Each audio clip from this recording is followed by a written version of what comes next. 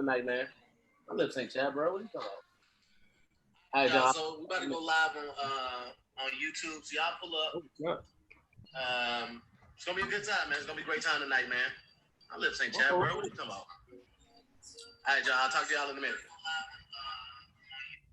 Yeah. It's gonna be a good time, man. It's gonna be a great time tonight, man. My lips ain't chapped, bro. What are you talking about? I go with you. All right, there we go. Close. Thanks. All right, who up in here? Ryan G, what's poppin', my boy? Man, what's up, bro? How you doing, man? And I'm good, man. Just tired. Yeah. Great to see you, bro. Super proud of you, man. Thank you, man. I'm trying to stay busy and a little active out here. I'm kind of grateful for this time, dude. Like the content I'm putting out now, I'm posting 3 times a day. I ain't never did that. Ever. Yeah, I know. That downtime, it'll give you a little chance to discover what you really want to do with it. And they gave me that check yesterday. Okay, come on now. A little blue check. Oh, they gave you the blue check? Yeah. Did you submit for it or they just did it on their own? I tried it so many times, bro. When I won my Emmy and I was on my TV show, I tried it. I got denied, and my wife was like, let's just try it, see what happened. And I did it. Man, they will not give me a blue check for anything. And I guess I shouldn't even be tripping because you had a whole Emmy and they still was like, nah. Emmy and the TV show. I feel like trash. I'm like, what else I got to do? I'm trying not to get into, I want to get in the Junior Illuminati. You can't because you love your wife. The Junior they won't let you Illuminati. do it. You love your wife too much. Right. They be like, how much do you love you? You like, with all my heart. They be like, Man, come on behind this curtain right here. Come on behind this curtain right here. What's up, Mel? How you doing, Mel? Hey, nice to meet you. How you doing? That backdrop is glamorous. Ain't it though? Thank you. Man. Got it off Amazon, you know. Really? That's a quarantine buys. Pageant. It's pageant material. Ain't it though? The formal dress. Cut it up and made it my backdrop. Somebody else was just in here and dipped off. I don't know who just dipped like that. Let's see what that was. RJ wasn't here. And I don't know where G King is. Let me text G King too, so we can get this thing going. Hey Mel. Yes. Do you like this background with the plant in the corner, in the crease? Yeah. Or do we like this one? I mean the bootleg. I think the plant shows you're responsible. The plant is alive, so that's great. Yeah. Is it It's fake? a money tree. My wife got me that. The woman. Yeah. Okay. Cool. Mm. No niggas will roast you over anything. Nigga got plants in his house. Who you think he is? Right. All right. We're gonna just get G King is on his way. I don't know what happened with RJ. I don't know if he had the complications or something. But how you late for a home meeting? I don't know. How you late from the crib? Yeah. Sorry, I'm running a little late. Traffic. Like nigga. You traffic in the studio. is the LA, man. Traffic is the LA excuse, bro. Mm-hmm. They can't say none of that right now.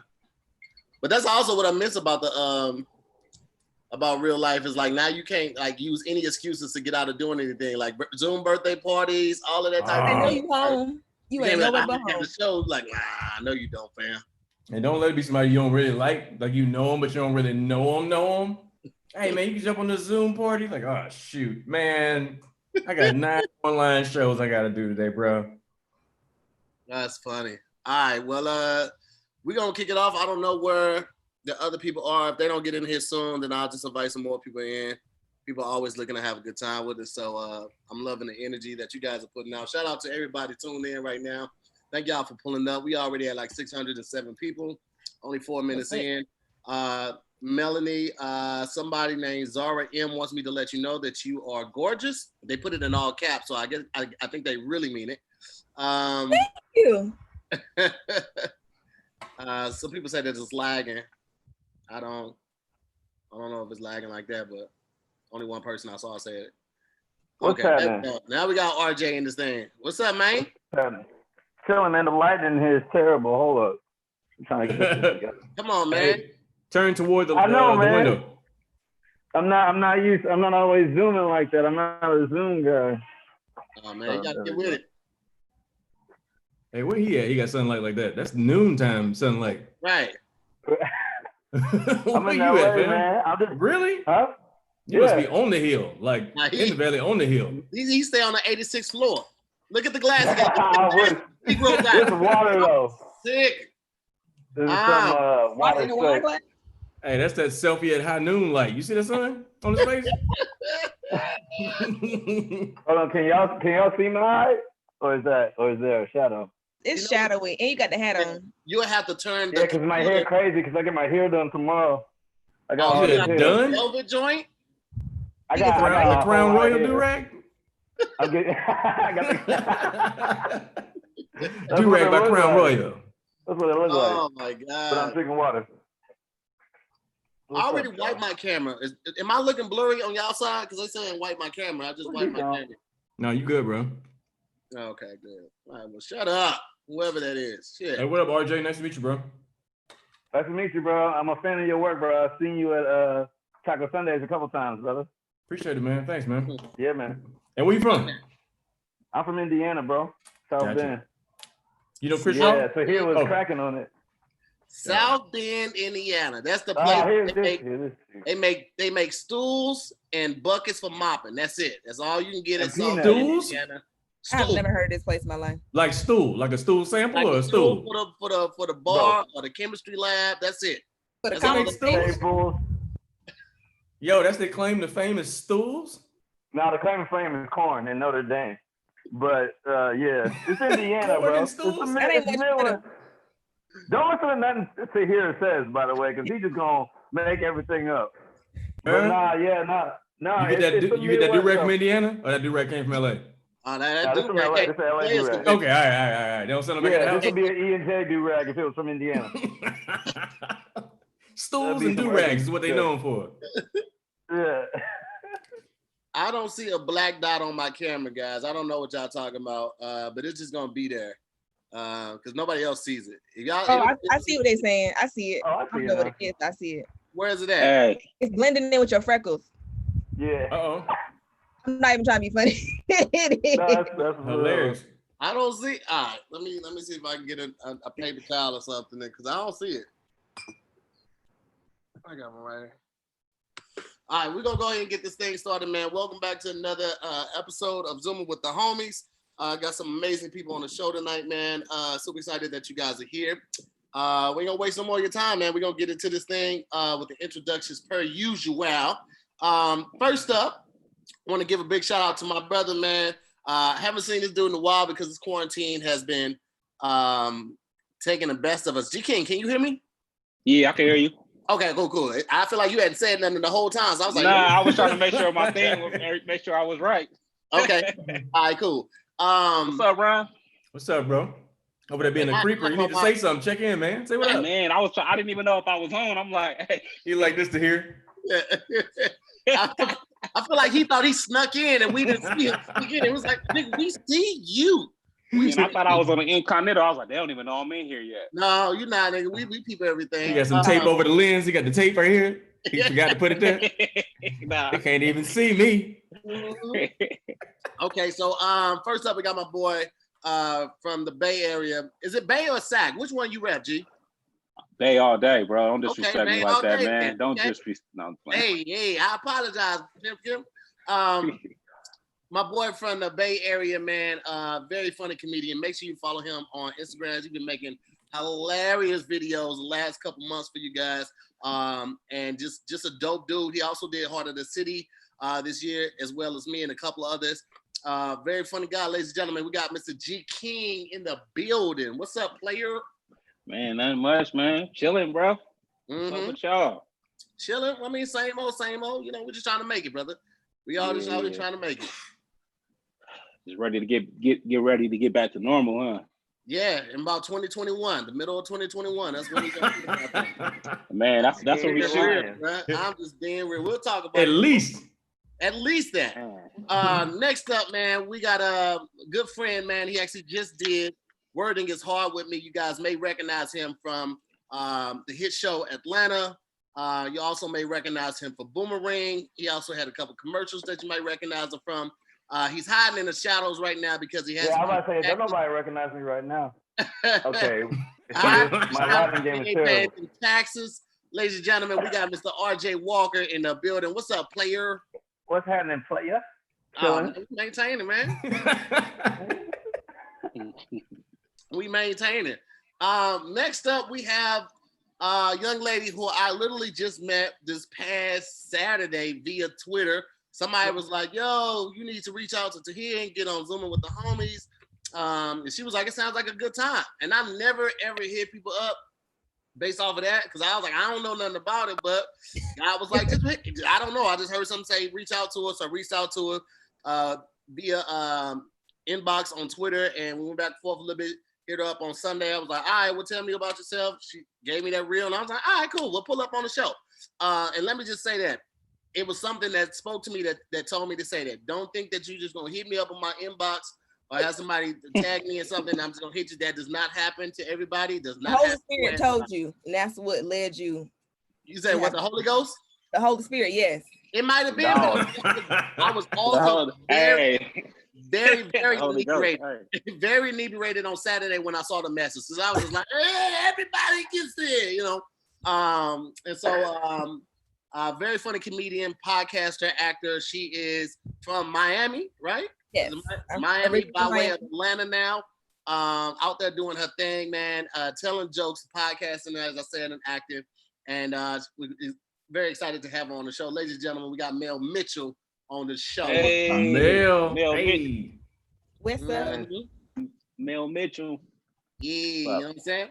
And last but definitely not least, man, we got my brother from another mother, the host of Chocolate Sundays, Emmy Award winner, Nickelodeon show hosting, not hosting, but starring in, just all around player, not in the sense of like player, but player like getting things done. He's snitching on you. Businessman. Super excited to have him back on the show. We got Mr. Ron G in the building. What's going on, player? I'm pull a G King. Hold on.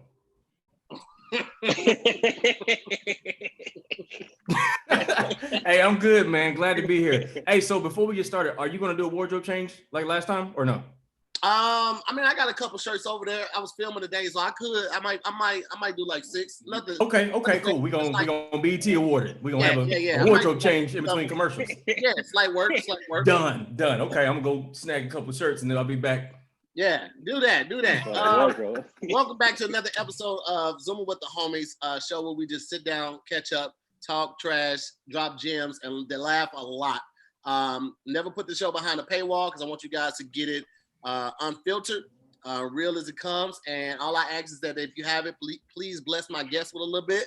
And at this time, I'm gonna ask all my guests to change your name to your Cash App, and the people who take care of you, bless you with a little something, and just show you that they appreciate your art and your talent. Gotta tell me twice. So, G King, I can change yours for you because I know you're on your phone, but unless you know how to do it. Man, I don't know how to do it. Okay, what's your Cash App? It's G King Comic. Okay. It's G King. I love how you reach for it like you did know what you was doing though. You saw the man, because I was gonna try to figure out, you know what I'm saying? Donation. Money, you know, don't figure out how to do that. Like, hold on. Is it comedy or comedian? Comedy, right? It's G King Comic. Oh, comic. Okay, let me change that. Yeah, C-O-M. Yeah. All right. Nah. You got comedy, man. It's comic. C-O-M-I-C. I'm changing it right now. Oh, my bad. I'm like, man, they're gonna be. There we go. All right, listen. So let's keep it. Hurry up, ho. Who didn't gain some weight through this quarantine though? I ain't getting no weight. My face getting fat. I'm starting to get my grown man face. I feel like when you be married, you start looking like a spatula. My face getting fat. I went into quarantine like pretty buff, you know, like Buff Daddy swag, and then it's in the middle of quarantine. You know the worm from Men in Black? I started looking like that nigga, and now I got my trainer back, so I think I'm gonna get right again. So yeah, it's a whole roller coaster. Okay, I mean that's better than nothing. I feel like I've definitely gained a few pounds, but I've been trying to stay active with walking. I do like 3 to 5 miles every day. Just knock it out super early and get it done. Because I'm not like working out like I used to at all. But I feel like at least if I'm doing the walking and drinking a little water. The only time I drink alcohol is like when I'm on here. Other than that, I'm working, man. But I had definitely seen the shirts are fitting a little different in certain areas. Do you feel the difference by walking as No. opposed to running? I feel the difference by putting on shirts. Certain shirts fit different. Yeah, you be like old people with the stick in your hand too for the dogs. You know, old black women walk around the neighborhood with a stick in their hand. Oh my God. He got a switch for the dog. You better get. Phone now. Listen, old people do be walking with that switch. I don't see it as much up here in Glendale, but back home, I definitely used to see old people walking with that. That's my mama, nigga. She go walking with my granny, nigga. They got that switch. Still got leaves on it too. You better get Hey, that's hella funny. Around my grandma used to do that. Yeah, and they keep it behind the door. They keep it behind the door when they go walking. Yep, that's hella funny, bro. Oh my God. The worst switch gives me PTSD. Maybe it's just a Southern thing too, man. Because even in the South back home, we use the stick for the sliding glass door too. Y'all did that for security? Uh-huh. For added security, you put the stick in the door. Put the stick in the door. Right. I just got spankers on switches. That's all I know. Nigga, the stick in the South is everything. The multi-faceted tool. RJ, you hella giving me 2004 Chingy vibes right now, nigga. Wow. You know what I used to say I look like him? You look like you. I like the way you do that right there. You little. Hey man, I'm comfy in my house. You know what I'm saying? My hair crazy, but that's funny you said Chingy. Damn, I can't escape that. It's either Chingy, John Legend, or if my hair is shaved, I'm Ja Rule, which I don't know how I feel about it. Hey man, Ja Rule made some hits and some money. You know, Ja Rule also made that commercial. What year that you're Ja Rule looking like. That's all you gotta do is verify what year that they're talking about. They say you look like John Legend too? Yeah. This old man told me I look like John Legend through a mask. I had a whole mask on. I'm like, how you say that? Is it my skin complexion? Is it my hairline? Is it I think it was roasting you, bro. Yeah, he was roasting me in the nicest way. John Legend was sexiest man alive last year. Yeah. So, John Legend? I'll take it. Yes. Did he have on the Crown Royal do-rag too? No. It's a D&J do-rag. You gotta get it right, Ron. Come on, man. We just met, bro. It's so funny. That Paul Masson right there. That Paul Mason. Paul Masson. So Mel, what you been doing to keep busy with everything going on? Crazy enough, like I've built my entire brand on not cooking, but I turned out liking it during the quarantine. I made some macaroni and cheese on Sunday for the first time, like baked mac and cheese. Really did the whole thing, and it was actually good. All right, now hold on. Before you go any further, what did you put in this mac and cheese? We got to talk about it. Oh, there we go. You gotta ask, was it on the stove or in the oven? That's what you gotta ask first. But when you make a good mac and cheese, you start on the stove. You get the cheese soft. You go the butter, the milk. She making me hungry. It's milk, and then the cheese. Get your little roux going, melt it. Then you boil your noodles. Put the noodles in the pan. So that the key is we season our noodles. Now I don't know how many people we got in here, so don't steal it. But we season the noodles. We put cheese in noodles. Then we pour the cheese sauce in. Then you put the cheese on top. Then you bake it for 45 minutes. Man, you know what she say, ball your noodles? When you ball your noodles, you gotta ball them. You gotta ball your noodles. You know she can talk like that. You gotta ball them. Okay. You can't tell, listen to her in the ingredients. Oh yeah, we put an egg in the noodles too before we I was about to say, hold on, man. You didn't put no egg in the binder. You gotta put the binder, one egg though, because I saw a lady on Twitter put like 37 eggs in the mac and cheese. That was not in there at all. That was that was like a frittata. That was this was your first time cooking the mac and cheese. Y'all started cooking. What brought the cooking on? Got tired of eating out or what? What else? I mean, ain't nothing else to do, so I may as well cook. I would go to Publix. I'm like, all right, well, the lamb chops on sale. Let's make some lamb chops. And I got an air fryer, so I'll put anything in the air fryer. That's like the best invention. So I made me some marinade from scratch. That thing in the air fryer for like 15 minutes. The best lamb chops ever. Okay. That sounds good. Air fryers. I don't have one, but everybody. You gotta get one, bro. You gotta get an air fryer. I done made cookies in mine. You say you made cookies? Nigga, I made cookies in the air fryer. No lie, they were incredible. They were crunchy. Cookies in the air fryer, bro? Nigga, yes, they soft crunchy. I need to get this thing. Ain't nothing like soft crunchy, nigga. They soft on the inside and crunchy on the outside. Man, that's creative, bro. You might be on to something, bro. Today. I said, let me try it. I was like, I tried. I actually liked it. Listen, I don't have the air fryer, but I do have the Instapot. The Instapot, let me tell you. What's that? This is when you start showing your age right here, when you start bragging on shit like this. That Instapot is so goddamn good. You can make a good stew in there. You can make you some good turkey legs in there.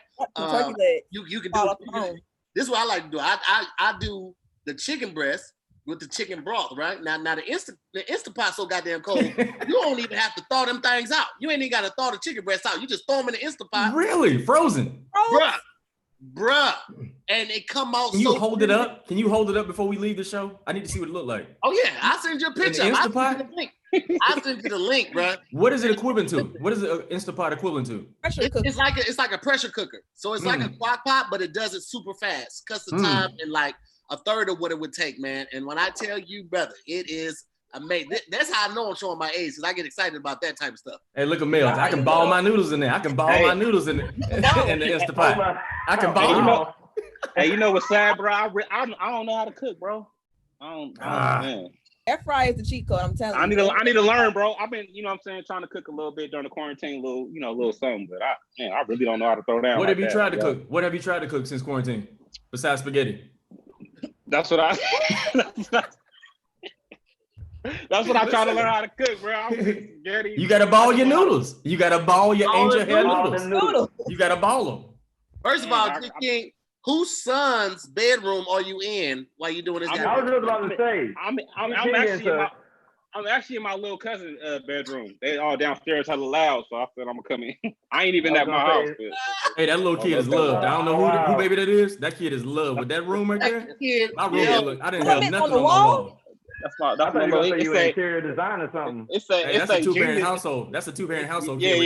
That kid was planned. Listen, that little boy was planned. He gets tucked in and kissed on the forehead before he goes to sleep. That's how you great. know It's story time. It's story time before bedtime. They live in a good life out here, man. I'm like, where you at now? There ain't it? I'm actually I'm in Sacramento right now. I came up visiting. I actually I left LA like around April, bro. It started getting weird. I was like, man, I'm gonna go up to the Bay. So I've been up here. I'm about to head back to LA like August 1st, though. Back, ain't nothing going on down hey, bro, I thought things would get back to normal, and I'm like, bro, I'm not gonna be out here the whole. You know what I'm saying? I'm like, I just gotta face it. Like y'all, everybody out there in LA, just you know what I mean? I'm like, I can lead to the Bay, but after a while, I gotta get back. So yeah. Hey G, who lotion that belong to in the background? G. What lotion? Oh yeah. No. Oh. That's my little cousin lotion. Right. It ain't. Let me find out. He said I had to get out of LA, man. It was stressful out there. Yeah, nah, bro. But hey, it's been cool though, man. I've been hanging around with fam, like just you know what I mean, just kicking with family that I normally wouldn't kick it with. You know what I mean, just having the ball. That's a great really, thing, man. Like when you get to like, that's one thing that the quarantine did do for the better is make everybody slow down and really put things into perspective as to what's important, like spending time with family, being home instead of being on the road. Because man, I tell you, I would be normally I'm at home. I get back around Monday around 2 p.m. Right. And I'm here Monday, Tuesday, Wednesday, and I'm usually leaving back out Thursday. So I'm gone Thursday, Friday, Saturday, Sunday. Come back Monday, and now I've been home for I don't even know how long since first week of March. And the first month I was going crazy. Second month I was really going crazy. Now it's just kind of settling in like this. Right. This is a new part of life, man. This is man, really bro. I was gonna say I like the fact you got to sit in your funk too, man. Because I feel like it's basically what's happening right now. You got to sit in whatever decision you make. Like if you date somebody who's trash and you only got them because they're cute and they like you because you got money, you got to sit in that now because you can't work. You can't work. You got to sit in that. You got to sit in that funk right now. And so even me, being my first year of marriage, it's one thing to be married and work the way we do to here, but then be married and be home and you got all this creative energy going on and you can't go nowhere. You just find out about yourself and then you got to live in your decisions. So for me, I'm glad that my lady's my friend. So we actually got closer because, you know, we do everything together. Like you mentioned, we go for a walk. I get my stick. And we walk around the neighborhood, you know what I'm saying? And talk about our dreams and stuff like that. Yeah. But before that, there's a lot of people that make bad decisions. You know what I'm saying? You can't see your work wife or your work husband, and you got to sit in your funk right now. Man, a few. You messy bastard. Now hold on, G. Hold on, Ryan. You a messy bastard. Okay. What happened? You know you What messy as shit. A lot of good work relationships have ended because of this goddamn quarantine. Okay. You don't know what that person needed for And that. they be on the Zoom meeting like this with their work husband.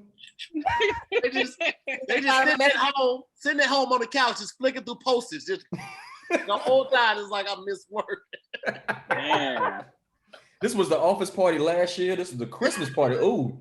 Oh, this is the Halloween party. There she go. Oh, Halloween party right here. But you make a good point though, like, cause you don't know who you are with or who you married or who you chose to be your partner until you really live with them, until you are forced to like cohabitate with them and 7 days a week, like ain't no breaks, like people don't like going to work, but going to work gives you a break from home.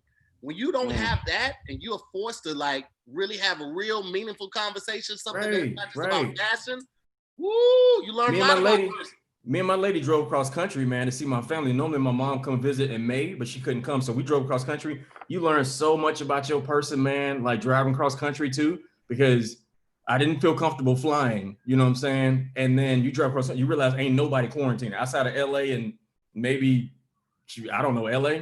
Every time we stopped at a gas station, nobody had a mask on and nobody cared. But when I was traveling with my lady on the road trip, we stayed in the car. We actually slept in the car. But she wasn't tripping. Like she wasn't tripping by sleeping in the car, you know. We would have to eat before sundown because we didn't know what was gonna be open. And you know, if you got dietary restrictions, if you got dietary restrictions and you don't eat this and you in Oklahoma, don't nobody care about no gluten-free nachos in Oklahoma. That's a real woman to sit in that car, go to sleep, Hell and yeah. wake up and y'all wipe up with baby wipes in the morning. That's a real. Hey, you got in the McDonald's cup and spitting in there. That's a real. Right. Hey, Ryan, you got you a real one, bro. Nah, she's dope, bro. We had fun, man. Hell we had a good dude, time. Man. It helped me drive and everything, man. You learn a lot about your person, man, during times like this. Yeah. Mel, why y'all won't sit y'all ass down in Atlanta? Man, I haven't sitting my personal ass down. It is honestly so shameful. Every weekend, I'm like, I get on Instagram, I look at these stories, like, all right, what these niggas doing today? When I saw that party, 4th of July weekend, when they had that pool inside the club, and then it was like an orgy, I was like, come on, y'all. Come on. Y'all don't care. It's a lot. They was acting up out there. No, they was showing every inch of their You said an orgy? Is that what you said? Basically, it was a pool party. So they had a mask on with no drawers. They put a pool inside of the club. This is like the biggest club in Atlanta. They put a swimming pool inside of the club, like a stand-up one. And they were just like twerking, pantomiming, eating ass. It was just a lot. It was so much. It like if it wasn't a quarantine, it may have been like my kind of party, but it was like I wouldn't have been in the pool. I would have been like on the outside. But did they bowl it first? Did they bowl it first? So you cool? Would have been my cool on that. It looked lit. The concept. But they didn't have masks on. Nobody had masks on. Hey, it would have been your. So because they didn't have masks on, you weren't cool.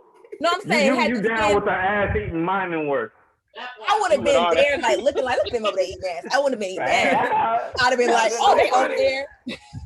I wouldn't have been doing it. But the concept of putting a pool in the club was kind of lit. Like, had this been July 2019, I'd be like, oh, they got a pool in the club. That's lit. Who they eating booty in the pool? I'm with it. Is that what you? Not in the pandemic. Not in the pandemic, but if it wasn't pre-pandemic, booty eating in the pool is okay. This was okay. Chlorine killed the germs. Chlorine killed the germs. No, you gotta ball it. You gotta ball it in the water, in the jacuzzi water. You gotta boil it. Ball it in the jacuzzi water, then you can eat it, and it's okay. It's saying the chlorine kills the germs when you ball it. No, so this is something that I heard. They were doing literal Corona parties. So they would have this big ass party, and they would have one person who actually was positive with Corona at the party, and then they would try to prove that it's a hoax. And everybody got how many people caught Corona, and then actually like one person supposedly has died from it. But it's like, what is wrong with y'all? Where was this?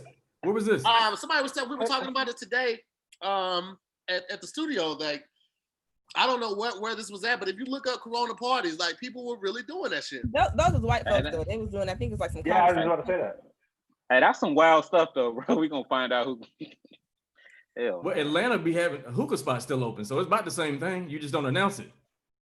Nigga smoking hookah in the air with the vapor, just like hey, strawberry. Atlanta hookah spots be looking like closets. So you got this small encased place with hookah.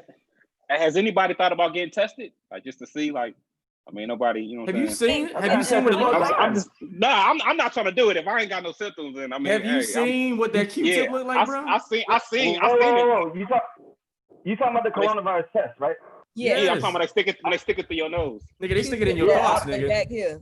They stick it in your thoughts. Okay, I'm gonna say I got tested 4 times, G. 4 times. Twice with the nose. Yeah. Twice with the nose swab. Twice with the antibodies. Came back negative, but with the nose swab, it don't go back to your brain. It's like picking your nose, basically. And no, it ain't. Did you get something else? Bro, I seen 3 videos. The Q-tip was this long, and half of it was in the person's nose. I seen when it was long. I was like, oh hell no. That's a video. This is my life, bro. I really got tested, bro, and it was only like right here, bro. They got 3 tests now. They got the nose. Yeah. They got the blood, and then they got the cheek swab. Now they got it with the cheek swab too. Jeez, I'll take that one. I'll take the cheek swab all day, man. The one that go all the way back to your brain, that was like some of the first tests. When that came out, I'm like, I'm not about to be the guinea pig for this. But then they came up with the normal one, and I was like, okay, let me find out, because I was out on the protest and stuff like that. So I was like, let me make sure I'm good. Man, I'm stuck that Q-tip in that dude dreams, man. I'm like, nah, man, he's supposed to be back there. Hey, you must have seen the one I seen, bro. It was like deep. Like, I was like, the dude eyes start. It was military, and the dude eyes start watering. I'm like, nah, you ain't about to. And they leave it there me too. My nose. I know how far I can stick my finger up my nose, and I stop before I get to that point. Somebody else doing it, you just got to sit there and take it. Man, y'all gonna need 4 people to hold me down, bro. For real. Once you get past that one little stopping point for me, oh man, you gotta put me to sleep, bro. If you about to get in my nose, just put me to sleep. Yeah. I'm good, man. Hey, if I ain't got the symptoms, bro, I'm good. I had the swab down my throat, and it was terrible. Y'all ever had that? And like strep or something? Nah. So I had that before. So I was like, I'm not doing that with my nose. Did you even gag, or you just took it like a G? You was like, I probably blacked out. I don't even remember. I just know it was very awkward and painful, and I did not enjoy it at all. Okay, all right. So you didn't with the you didn't know. It's small. It's not like a gag kind of reflex. It's more of like a what the fuck. Like it's just like you feel like wood. It was just uncomfortable. It's just uncomfortable. Like, I'm getting flashed at. I can't even imagine, man. I don't want no parts of that one at all. I'm good. Because they don't know your limit. You don't know what I can take. You can't put it under my nose and let you regulate what's in my nose. No. Yeah, I'm good, man. I don't know. Have y'all gone out at all though? Have y'all what have y'all gone out to? What would you say is the riskiest thing you've done? Ooh. On the outside since we've been quarantined. Nigga. I ain't gonna hold y'all. I got 4 haircuts. I'm gonna say. Hey, I've been to the barber. I done got my beard and all that. But I actually did a show. I did a show like 3 weeks ago, bro. It felt so good. Where? I did a show. Nigga, I did a comedy show at Last Unlimited in Sacramento, bro. They opened up for a little bit. Bro, it feels so good. Like I feel like, man, I need to stay, bro. I feel like I was ready to perform, but I was like, my timing was off. I was like, man, that joke didn't go like that. Like it was weird. Huh? Did you do jokes? You had your mask off? You was a raw? Nah. When they did, we had the regular show. They had like when you perform, they bring another mic, but they had like a little cover over the mic. So when they clean the mic off, a mic condom. Like a condom, yeah, bro. all the way staff have. You had to roll yours down before you use it. Afterward, yeah.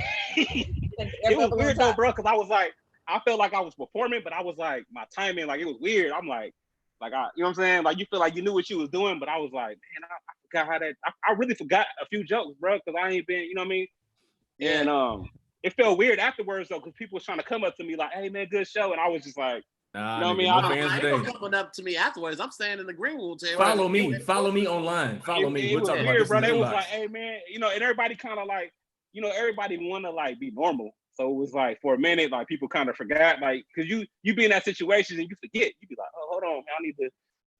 Nah, I can't give you a handshake but I don't know, bro. I'm just ready to get back to normal, man. Get back to LA. The main thing I miss about being in LA, bro, I just miss like like y'all like missing the homies, like you know what I mean, like just going out, chopping it up. I didn't realize how much I took that for granted. You know what I'm saying? Like just hanging out, going to Chocolate Sundays. None of us did. Right. Man, G, bro, like I'm like, man. G, remember when I used to do Comics Being People?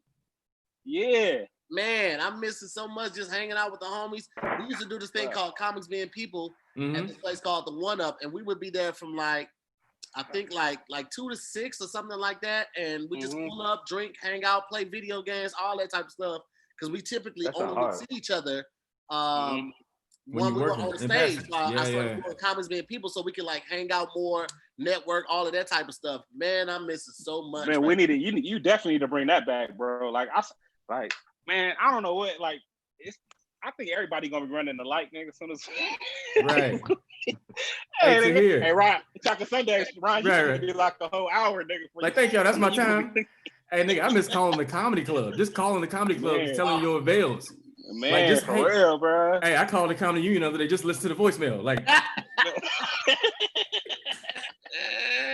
we're closing until further notice. Oh man, ends. All right, brother. Later, man. I'll call you back in 2021. Later, man. Have a blessed one.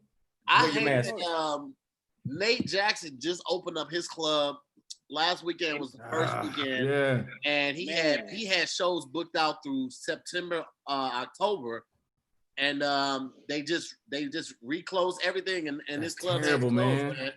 It is terrible because like this is literally the only the sixth Black-owned comedy club in the country, and it's only 6. It's only 6 Black-owned. Man, that's crazy, bro.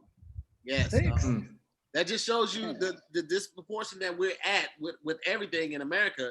But yeah, only six Black-owned comedy clubs in the US of A, man. Man, I knew we weren't going back to work when DL fell off that stool, man. Like in my head, I was like, yo, we going back to work in a couple of months. And when I saw DL fall off that stool, I was like, nigga, we not going back until at least next year. Yeah, man, bro. Hey, Ron, like how do you think it's gonna be like? I was just thinking like it seemed like when we get back, everybody gonna be on even playing field. Like, you know what I'm saying? Like it's like there's nobody on top. But I will say this too. The cool part about us to hear and what you're doing, man, is you're evolving with what happens. Like what's happening right now. As a comedian, our job is to evolve and adapt. You know what I'm saying? I did Sam Obey's virtual comedy show, which is something I'm a purist. I'm like, I need to be on the stage. I need to work my craft. But I did a couple of really bad virtual shows where, you know, at least with Chocolate Sundays, you can see all the crowd. You can see it's 100 people. We unmic a few people, and you can still hear the laughter and see the response. I've done some where you can't see the people, you can't hear the laugh, and you performing looking at yourself on your own camera, and it's weird. You watching your face like this is stupid. You know what I'm saying? But it's our job to adapt. It's almost like doing radio and doing a podcast where you don't get the immediate response, but you got to learn the cadence and adapt. Which is why I can touch more people posting a video than I can on stage. Even though I love stand-up, you got to evolve. So Tahir, salute to you, man, for having a platform for comics like us, man, to even be able to share and feel like you at least in the environment where you can do comedy, man. I appreciate it. That engagement definitely hits different. And that's because I've done a couple shows at the Laugh Factory, the virtual shows. And when I did it at the actual Laugh Factory, we don't have the screen. So it's literally just you and the 3 or 4 other comics that are booked. On their phone. You know what? They actually, the shows that I did, everybody was actually kind of listening for the most part, trying to give you that support, that laughter, because laughter is contagious, and you feel like, you know, you're getting through to some people. But man, it's different. Is that you definitely have to test your pacing. You have to be confident in material because that's literally all you have. Is you're not getting no laughter for real from the audience. It's different, man. I just. Hey G, how long would it take you before you caught your rhythm? We talking about virtual? No, you said you performed live, right? You said it took a while. How long did it take? Actually, I did 2 shows. It took me like the second show because I did one Wednesday. Yeah. And I hit my boy. I need to come back Thursday. I was cool. Like I was like, all right, you know what I mean. But did it come back to you instantly? Did it come back? A little bit, like a little bit, but I only did like 6 or 7 minutes. But it felt good though, bro. Oh man. It felt good. I ain't gonna lie, bro. I was like, man, I'm on. And then right when like they was having the shows, and then right when the governor was like shut everything down, like bars and stuff, and they had to shut it back down. Oh man, that's crazy. I think that this is causing people to be more creative too. Like I did a variety show via Zoom. That was really cool. So we like met, and then we all had skits, and they had it live on YouTube. And then they would go to the skits that we pre-shot, and then we would have like live bits. It was really cool. So I was like, okay, that's cool. Like that's something we can continue to do in the future without location being like a factor. And then with writing, it's been hard to write because I write about life, but ain't shit happening. I'm not finna like keep on writing depressed. Like, oh my God, I'm just trying to reach back and. You ain't got nowhere to test it out. You could have a whole hour. Right. Just sitting in your notes. It's hard to like. Go ahead, G.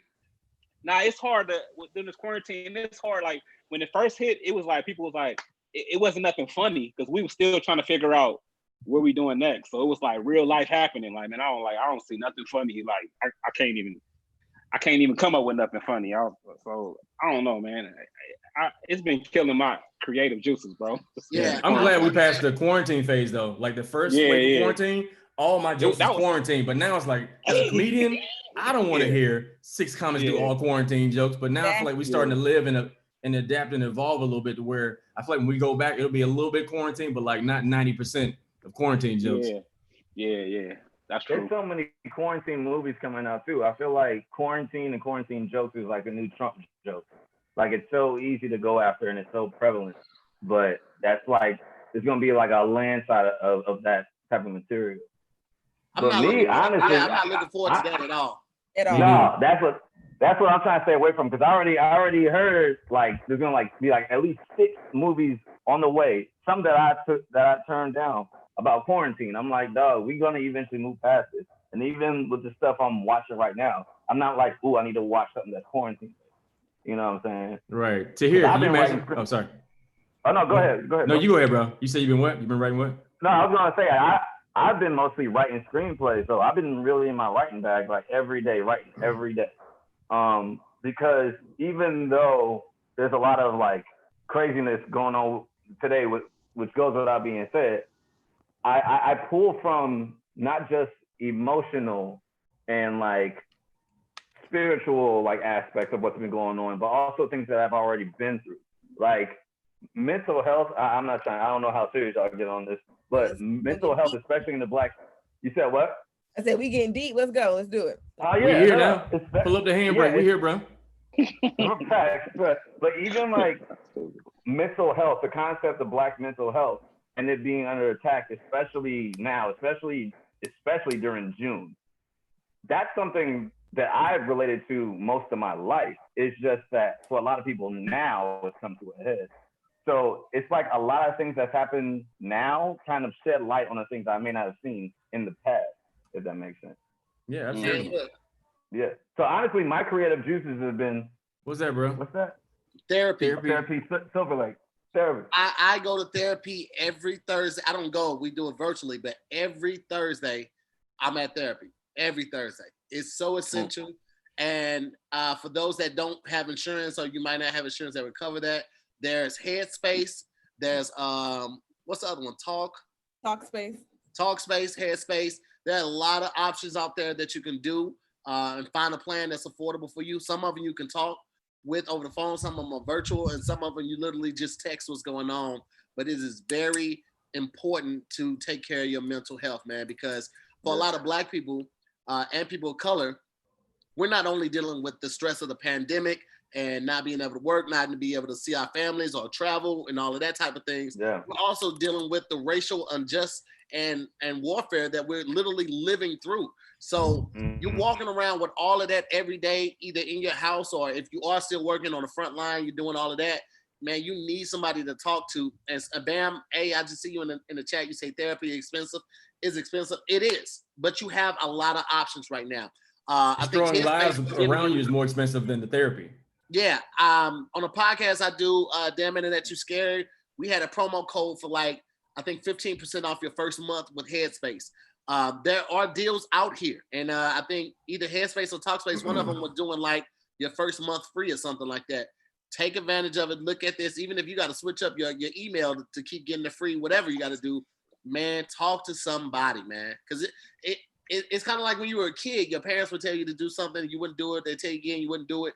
but you would talk to your friend or something like that, they would give you exact same advice. And sometimes it just took hearing it from somebody that wasn't as close as to somebody in your household. So it's good to get out there and talk to somebody unbiased. You know what I'm saying? Not somebody that's just going to agree with you, not somebody that's just going to be negative. Talk to somebody that's unbiased and break down what you're going through. There's nothing wrong with that, man. Nothing wrong with that at all. I'm all in support of that. I also believe we, as Black people, are descendants of generational trauma. You know what I'm saying? Yeah. And so for me being married, I didn't even know the trauma I had until I was in somebody's space who was raised in a healthy household. You know what I'm saying? Because your normal is normal to you and your dysfunctional family. But when you get around somebody that's raised different from you, you like, whoa, what happened? And then sometimes we bring that generational trauma, we pass it down to our kids without knowing. Because I feel like every Black person on this planet that grew up in the US has some form of PTSD.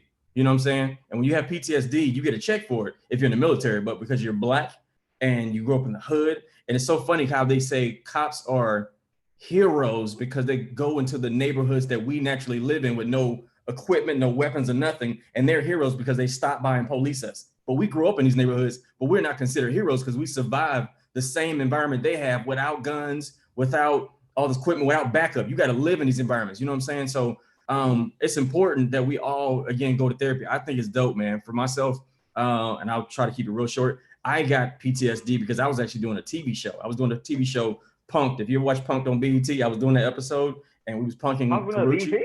I remember that. I remember that show. Yeah. That. And so, yes. And I was punking somebody. And while I was doing the episode, the cops came and pulled the guns on me and the producers did not stop it. Like while I was still doing the show. So if you see the episode, you'd be like, something wrong with Ron, like he ain't himself, man. And so we finished the punking, bro. And ever since then, I started going to therapy. But in my head, I'm like, I can't sue this major corporation because when you have PTSD, you lose your memory too. So I'm on stage blacking out, like, what is happening? You know, like I couldn't, like I would meet somebody the next week, I wouldn't know who they were. And I feel like your mind shuts down when you go through these things, man. But I had to go to therapy to get out of that dark place. I had to go to therapy. My memory be a little off sometimes too. When you have trauma, your memory protects you and it shuts down. That means that, man, that explains a lot. That explains a whole lot. Yeah.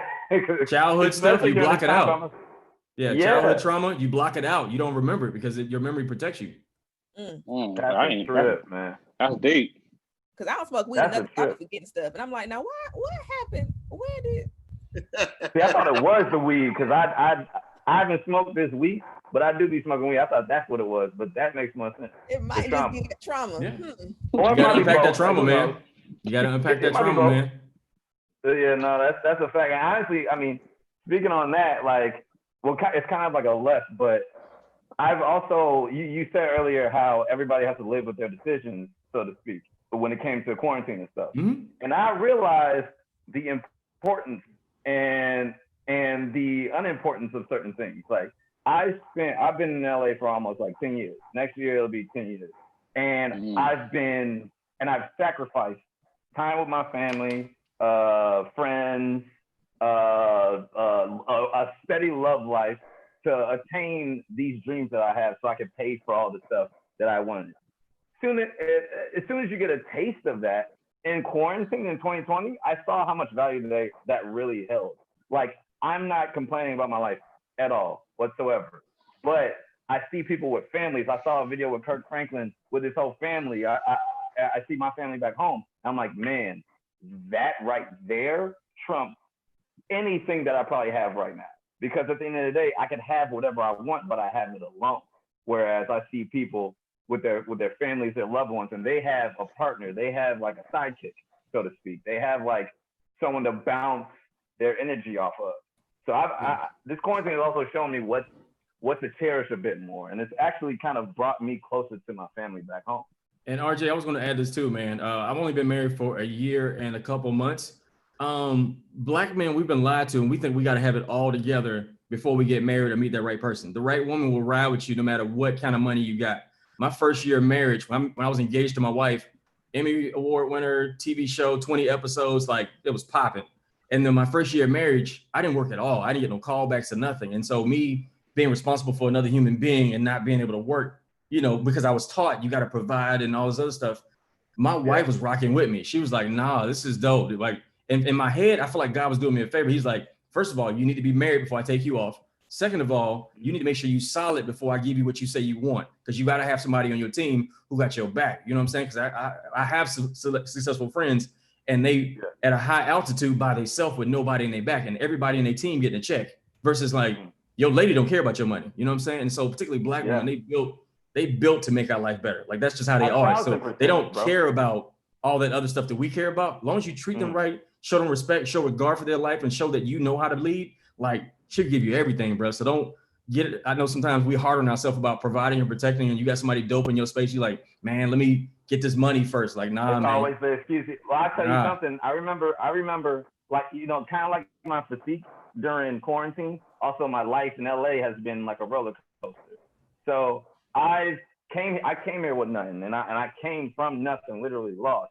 And I'll tell you, me with nothing, especially like a year or two ago, and me with something, I learned who I was as a man when I had nothing. I stepped up and I stepped into a whole new living of responsibility and leadership when I had nothing, because all I had was myself. I had to take care of that.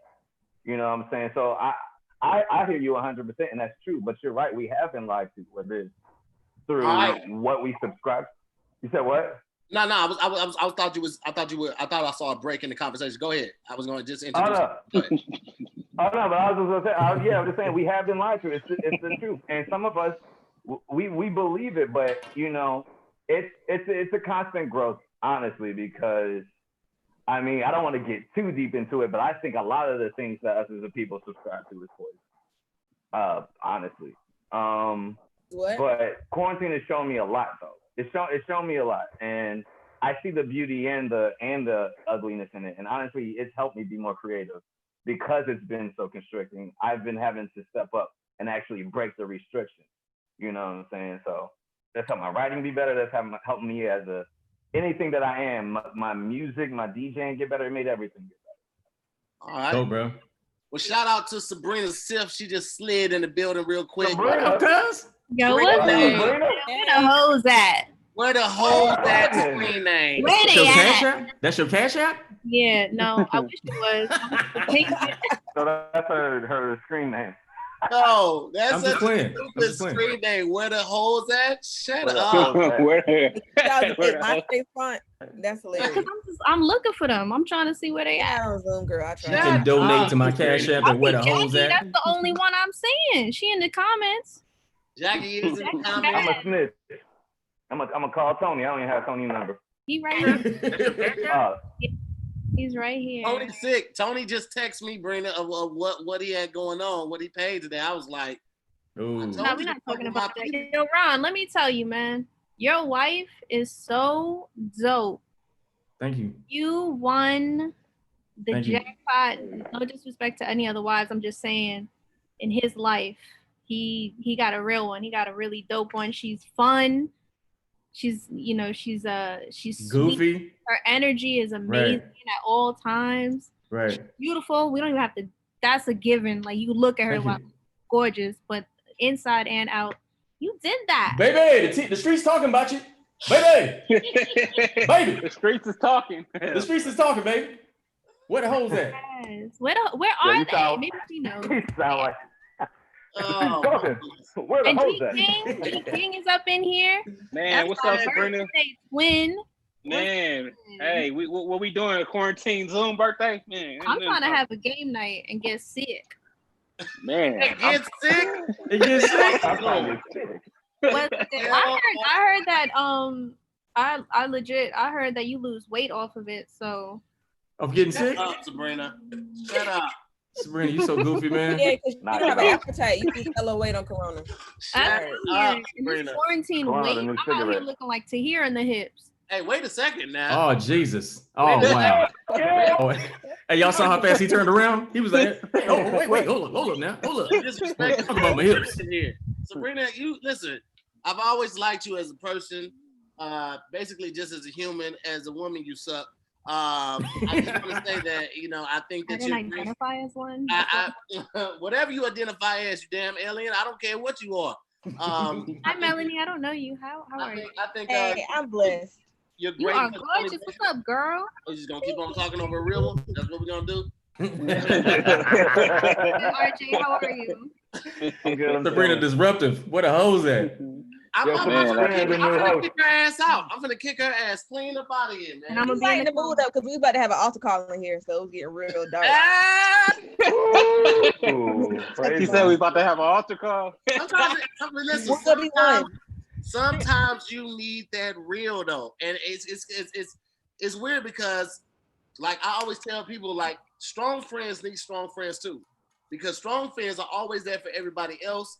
And you don't want to lay your burdens at somebody else's doorstep because you know what they're dealing with and you don't think that they can handle it. So you end up holding all of that stuff in too. That's why I preach so heavily about therapy, because you need somebody to talk to, man. Like that's real. That's why I talk about that. So I don't want to like get too real, but I also don't want people to not know how important it is, and also know what you're getting into. I know I had this preconceived notion of what therapy was supposed to be about. I thought that I was gonna go to them like 3 sessions and get everything fixed. That's not what they do.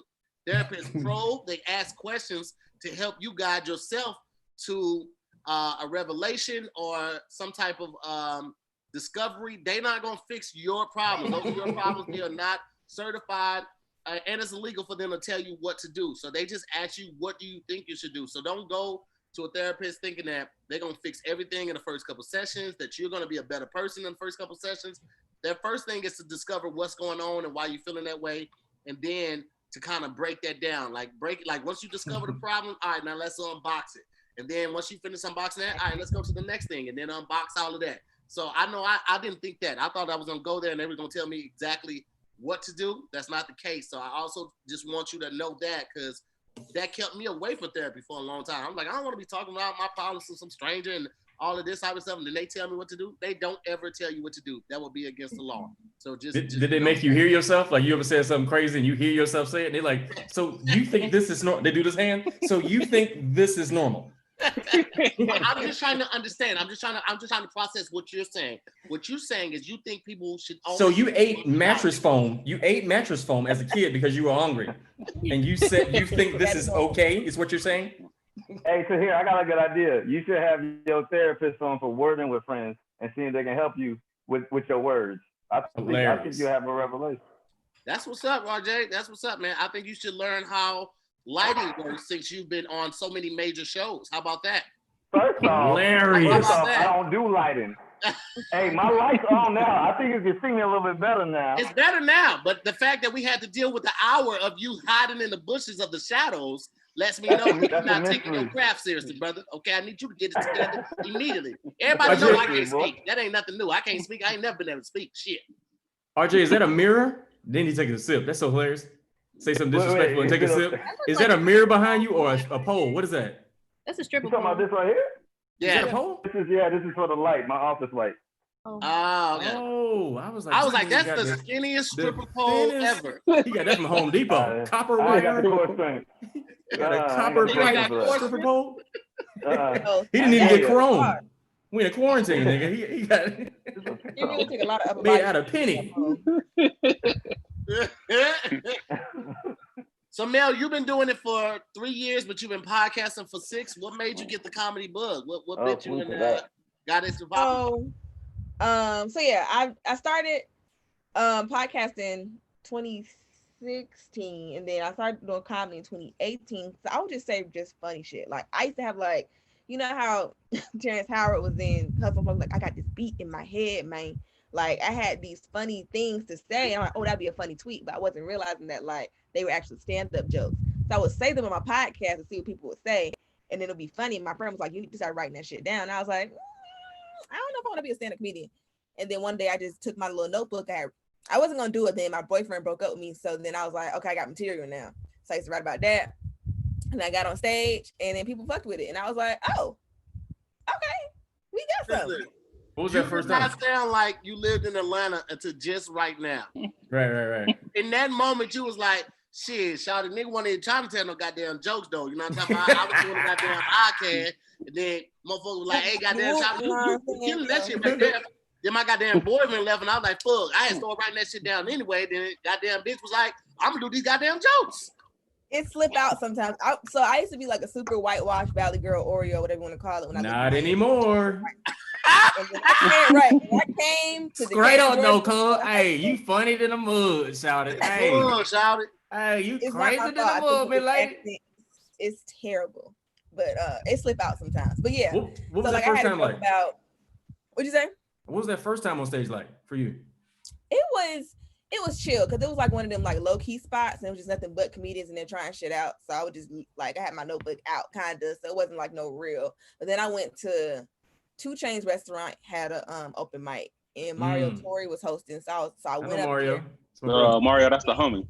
Yeah, I love him. He was like, he really helped me get my feet in the door. So I did like 5 minutes. I practiced that thing like an Easter speech, like over and over and over and over. But I didn't realize it's like you can't just practice in the mirror. You got to practice on stage in front of everybody. So I didn't even know like how to arrange my jokes. I didn't know my biggest laugh was gonna be. You was doing a monologue. Basically, I had comedy monologue. But like my biggest joke was in the middle, so I had to like shift that to make it my closer. So like I learned a lot. And people was really like laughing. I was like, okay, like I really know how to hold a mic for real because I'm coming from like a journalism background, so I hold a mic like down here like a news reporter. Like a news reporter. Right? They couldn't even hear me. The girl was like, oh, okay. So this is Mel reporting live from the comedy club. Thank you. Back to you, Bob. And they're smoking hookah. They have wings. So yeah, it took a lot of getting used to. But yeah, then I did it and I just kept on doing it. And I was like, oh, I'm good at this. And here we are. That's dope, man. Yeah, Atlanta's a really great comedy city to get your chops right. That's where I started at. You did start in Atlanta. Changed my life, man, because you perform like in LA, people spend $20 to get out the car to park, $20 per head to get in, another $60 on drinks and food on a Tuesday night. In Atlanta, they at a bar, TV's on, nobody came to see you. They came to watch the game, and now you performing in the corner. They mad at you. Ron, you introduced LA to me, dog. I got a dose of LA. What you mean?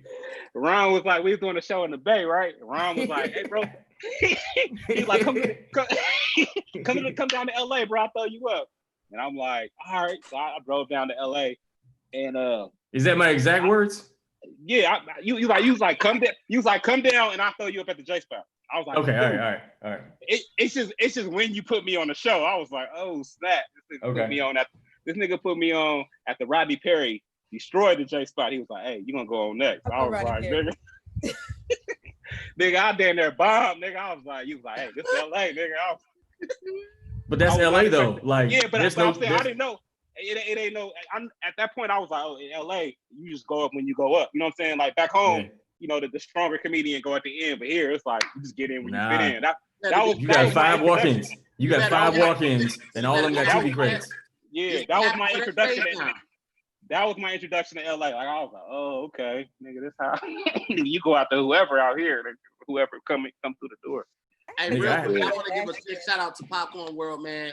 They came through with hella flavors, Parmesan bacon, ranch, roasted, garlic and herb, and what is this one? Cracked pepper and salt. I don't know. It's a ton of flavors, and I'm gonna go crazy on them. So I always give them a shout out, man, just on the strength because it's the best popcorn in the whole damn world. And I stand. Is that the guy?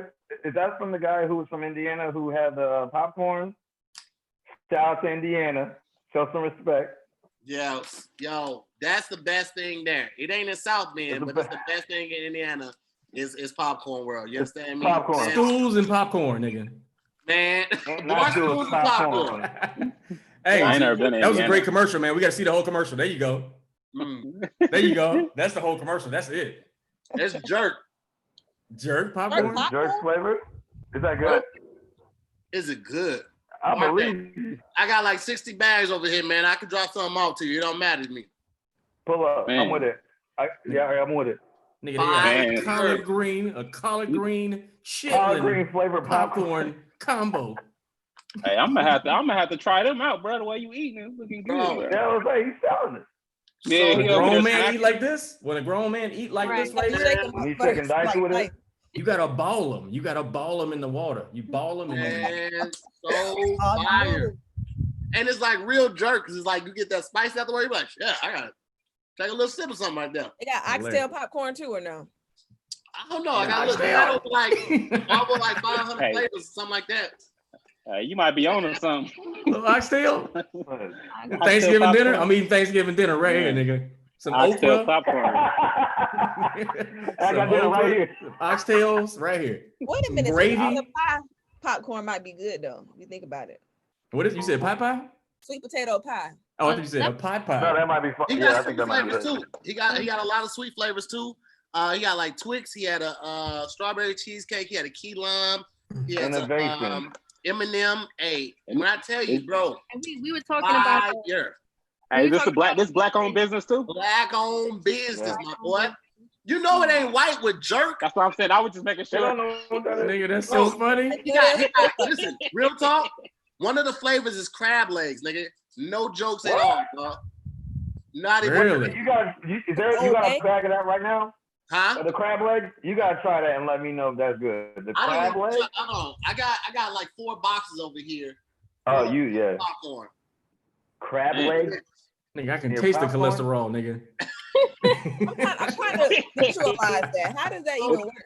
How much sodium on Crab the? legs. I mean, how much butter. sodium on that Right. popcorn, bro? Hey, G, don't Hey, G, ain't no stats on the bag. Hey, Ain't no what's stats on the bag. What's the Ain't no nutrition stats on the fact for bag. that, man? What's the nutrition fact for that, Hey, bro? G, King, you can finish your bag. Your leg be swole. You're like, man, why my legs so swole? Yo, Man, that's a dizzy. sound. Hey, bro, that sound like you was just My like mouth is sodium, dry. bro. That sounds crazy. My whole left hand side swole. I don't know what's wrong with me. Man, Got bro. high cholesterol. We got to get back to normal soon, man. Yeah. That ain't happening. Like, I miss chocolate Sundays, bro. Yeah, that's dope, Bro, man. My nigga. Hey, Mel, have you done any online shows yet? There's like an Atlanta comedy like digital platform, but it, like you said earlier, this felt weird talking to my phone screen, and then I can't see the laughing emojis on my phone, so I don't even know if I'm getting laughs or not. So it was kind of weird. Like, so I like these Zoom kind of things. They're a little more interactive, and then I have my podcast, so that's like what's getting me through. Okay. You intense? You don't smile? Who, me?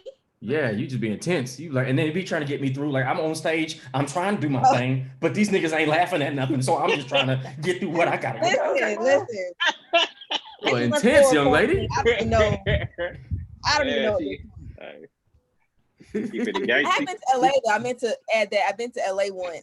Last year I went to the Comedy Store on a Monday. Oh man, Ooh, I got there like. good luck. right. What was that like? I have never seen like okay. They made you work the parking lot? It was crazy. It was crazy. Like, okay, so like I'm in a sorority. So like that line looked like the line for like sorority rush. That's how many people were there. And I was like, why are there so many people here already? And it was like I signed next to number 33 for Jesus Christ, amen. And it was like 20 people.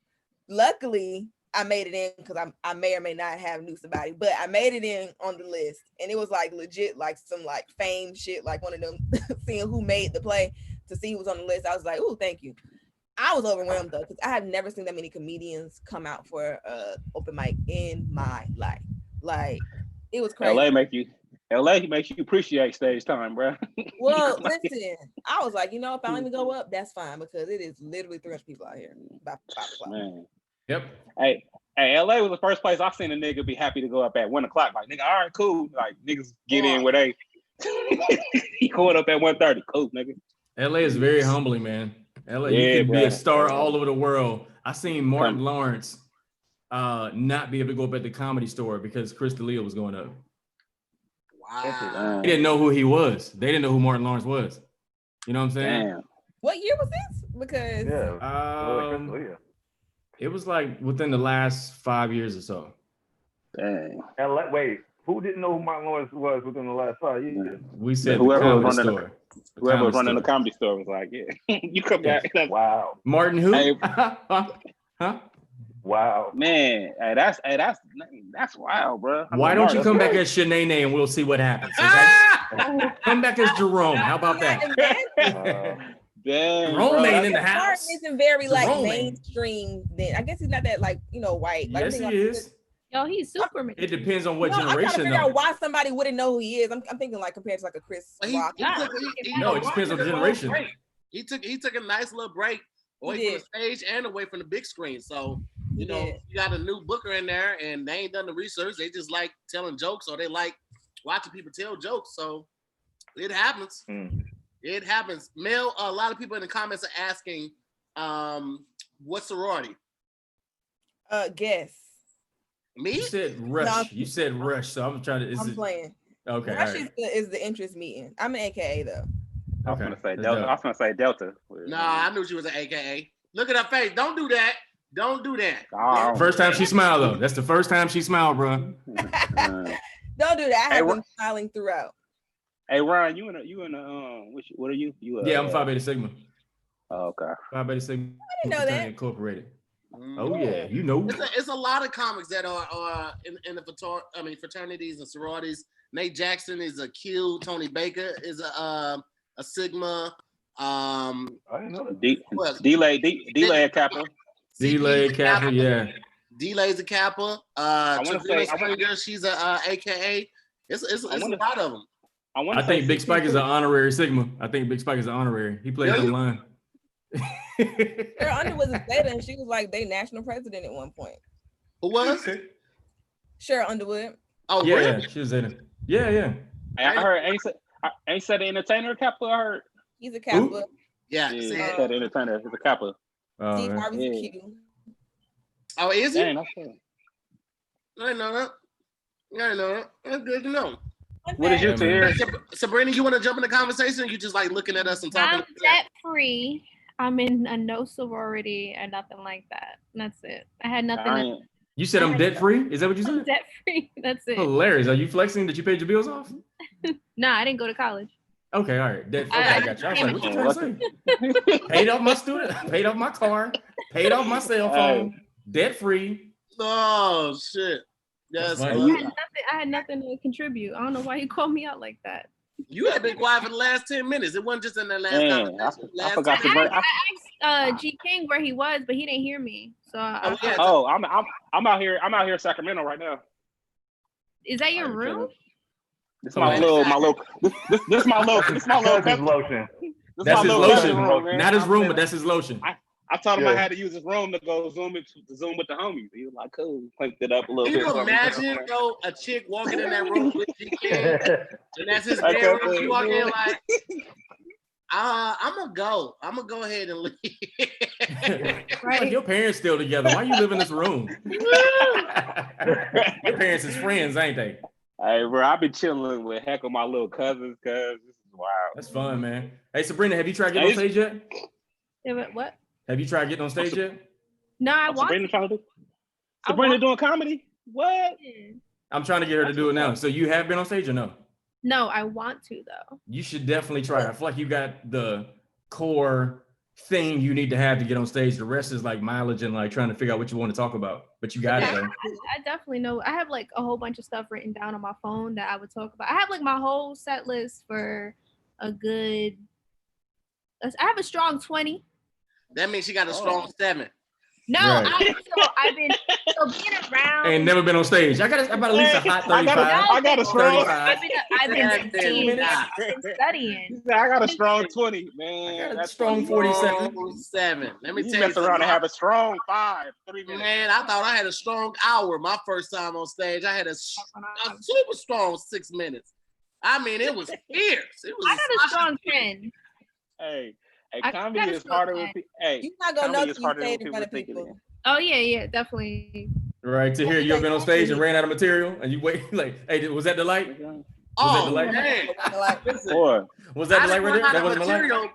But I have been on the stage where the audience just didn't care about nothing or nobody, and they'd be like, man, where's that light at, bro?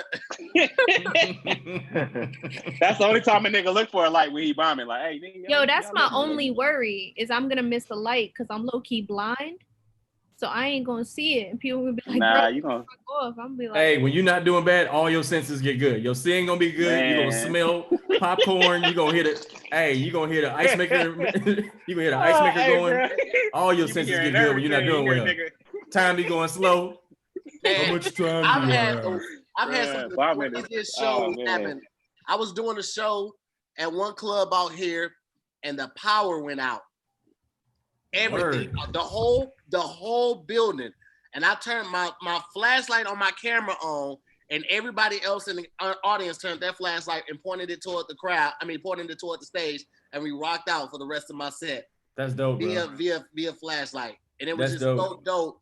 Like that, the crowd fucked with me like that. Like that's why I miss my Wednesday nights because it was such a community, dog. Like we had so many regulars coming back on a weekly basis, just bringing people and just to laugh, man. Because shit was already crazy before the pandemic started, but like just to have people to look at that as their weekly release before the weekend, man, it meant so much to me. I was very humbled by it, man. Hey, bro, that show used to be rocking, bro.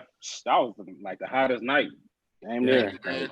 Wednesday was like the gym, bro. It was legit like the gym where you see all your friends there, everybody in the gym working out. Yeah. Mm-hmm. It was a lot of fun, man. I love the fact that Frankie and I really built that thing up, and you know, it was a $5 night, so people were thinking that you weren't going to get to see like some big names. People come and the first time initially thinking that it's just going to be open mic comics, and then Earthquake pops in, Ron G pops in, Kevin on Stage pops in, G King, DC Irvin, Tony Baker. You see Sidney Castillo. You see all the big names that you would see at the factory or the comedy store still on this Wednesday nights. You got $5 entry, $5 food, $5 drinks. It's like $20 for a night full of laughter with tip. And it's like you can't beat that, man. So it was such a community and so much like a family, dog. I really genuinely miss the people from Wednesday night, man. It was amazing. Yeah. I also feel like this is the beginning of another Black comedy renaissance. Like in the 90s, after young comics did Def Jam, they got their own TV show. And you can see everything changing now with Carmichael Show, Lil Rel, Tiffany, like that generation where we're being heard and we're seen, and with this whole movement of Black empowerment. I believe this, like when the earth opened back up, it's about to be another Black renaissance of young Black entertainers like taking over, man. I can feel it too. I'm looking. It's gonna be a lot. Hey, it's gonna be a lot of Black nights, huh? It's gonna be comedy clubs. I'm talking about just on TV and film, man. Oh, okay, yeah. No, I feel like we're gonna integrate more because I feel like now, in order for a Black person to be seen, you got to do a minority night. But I feel like because of the pressure that's being put on about us not being seen and have representation in Hollywood, I feel like they're gonna integrate us more into the mainstream nights, even though our nights are the most profitable anyway. Man, you know what I'm saying? Hell, that's the craziest stuff. How they nigga, cause Chocolate Sundays, niggas like niggas buying bottles, bro. See, everything's sold out. Like we are financing that club, bro. I know for a fact. Bro, like, where you buying bottles?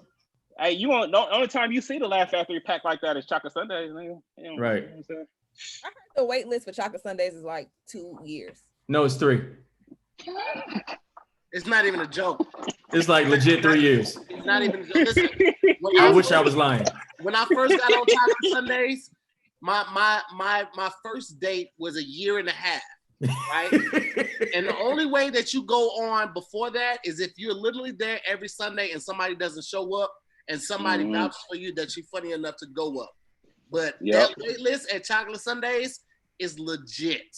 It is really legit. Yeah. Everybody, you got 2 comics a week. 2-3 comics a week for every week of the entire year. And it's more comics than that in the whole entire country. So they just take a long time. So only 2 comics. That's why it's a big deal.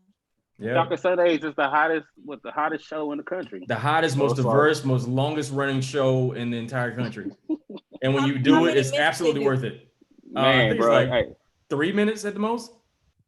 Yeah. Wait, I know it doesn't feel like a lot of time, but that platform is super dope, man. Like it's the room that you like, man, I would love to do this room. It's that when you walk in there, you feel the energy. Like you feel like, yo, this it, you know? And the crowds be dope, man. Yeah. I feel like if you buy them on Chocolate Sundays, bro, that's like a dope, you know what I'm saying? Like the crowd be rooting for you, bro. Hey, Jackie Fabulous said she did First Impressions 18 times. Is she really? Hey, I'm not gonna hold you though. It wasn't until Ron vouched for me that I got to do the main show. I did First Impressions 4 times. They never gave me a graduate spot. I did it while I was on tour. I'm a international touring comedian, and they still put me in the First Impression spot while I only got 3 minutes. It wasn't until Ron vouched for me and literally pulled somebody aside like, yo, you need to rock with him, that I actually got to get on the main show and got to do 10 to 12 minutes. You in the trenches too. This is me as a internationally touring comedian. This is after Insecure. This is after Brooklyn Nine-Nine. They still was like, nah. But it could have happened before that because you and I are friends, but I still sometimes we're in each other's space, but we didn't really talk like that. But it could have happened before that. So some of that, again, if whoever watching this live right now, man, if you are thinking about moving to LA, it don't matter how funny you are. If you don't know people, you ain't talking and actually befriending people. I ain't talking about, hey, put me up. That don't work in LA. Like you have to befriend people and it'll get you way further along than being funny. Because being funny with a terrible attitude and not knowing how to talk to people, like you wasting everybody's time. You might as well stay in your hometown. And that's what I tell new comics all the time. It's like, yo, man, open mics are cool, but don't go to them expecting to work out jokes for real. Go to open mic expecting to network, because the comics at these open mics or the comics that you're gonna come up with, they're gonna be the ones that are doing independent shows. They're gonna be the ones that may already have more connections than you, that can connect you to somebody else to help you get booked. Those are gonna be the people that watch you do your set or ignore you do your set. But once you build a relationship with them, you can tell them, hey man, I'm working on this new joke. Can you help me tag it up? You know what I'm saying? And then they would actually watch the set and give you tags afterwards. But if you just go to an open mic just because you want to hold the microphone and get on some speakers and tell some jokes, you're not making the most of your time. You're just not going to do it. You're never going to make it just at an open mics alone. You have to build the relationships, because literally I would say 90, I would say 75% of Hollywood is about who you know or who knows you. And if you don't know nobody know you, good luck. Yeah, so LA's humbling. Hey, hanging out is big too. Like, just, you know what I'm saying? Like, that's how, once I learned that, like, okay, the hangout is just as valuable as, you know what I'm saying, getting on stage. Hate it. Oh man, I hated it when I was earning my stripes, hanging out at the comedy clubs 1 and 2 o'clock in the morning. We leave there, go to Denny's for another 2 hours, just hanging out, proving that you cool and all of that. It ain't even about like being the coolest person. It's literally just like showing that you are a team player, that you are in the long haul. Because like when people vouch for you, like when Ron vouched for me, he put his reputation at stake. Anytime somebody is saying like, yo, I trust this person enough to get up and do what they're supposed to do in front of the crowd, you are literally putting your reputation as a comedian in your profession on the line. So you have to understand that, like when people get mad, like, yo, won't nobody put me on? Like, if they don't know you, why would they? They don't know what you're capable of. They haven't seen you enough. Enough people haven't vouched for you and said that, yo, that motherfucker rocked the stage. They're not gonna risk their reputation because you don't know how long it took them to get in the spot that they're in to even vouch for you. So LA is not even a vouch for you city though. Like New York is definitely like, if somebody vouches for you, you can get on kind of city, but LA ain't even like that. Nah, LA, you gotta have a movie or some TV credits to really get a decent spot. It's probably more so about who you know, right? Like probably. But again, like in New York, somebody can vouch for you and you get at the Comedy Cellar, but it ain't like that in LA. That's not true, because I've been trying to get Tony into the Comedy Cellar, and everyone's vouching for him. We all know Tony's amazing. Right. Still never got up on the Comedy Cellar. I can't tell you why, but in general, I know people who are fairly new in the game who've gotten up because some big name person vouched for him, and Tony should be in every club. I don't like, there's no excuse for Tony to be on any club. Tony is one of the funniest comedians I've ever seen in my life, and literally, he is one of my favorite comedians in the world. Yeah, I have no Tony saying that and admitting that. Tony Baker is a true gem, man. And I second that. It's not a lot of comics that will stop what they're doing to go watch another comic. And that's not like even if they ask them to, like just on the strength of like, oh, Tony finna go up. I've seen comics. I've done it myself. Tony Baker is a national treasure, man. And I'm giving him applause while he's still here. Tony Baker is that dude, bro. Yeah, like really funny. And they're gonna wait till you're unaffordable. They're gonna wait till you're unaffordable. Then like, hey, we would love to have you. I'm like, nah, you should have had him now. They love doing that. It's just ridiculous. And he's Tony is one of the solid brand.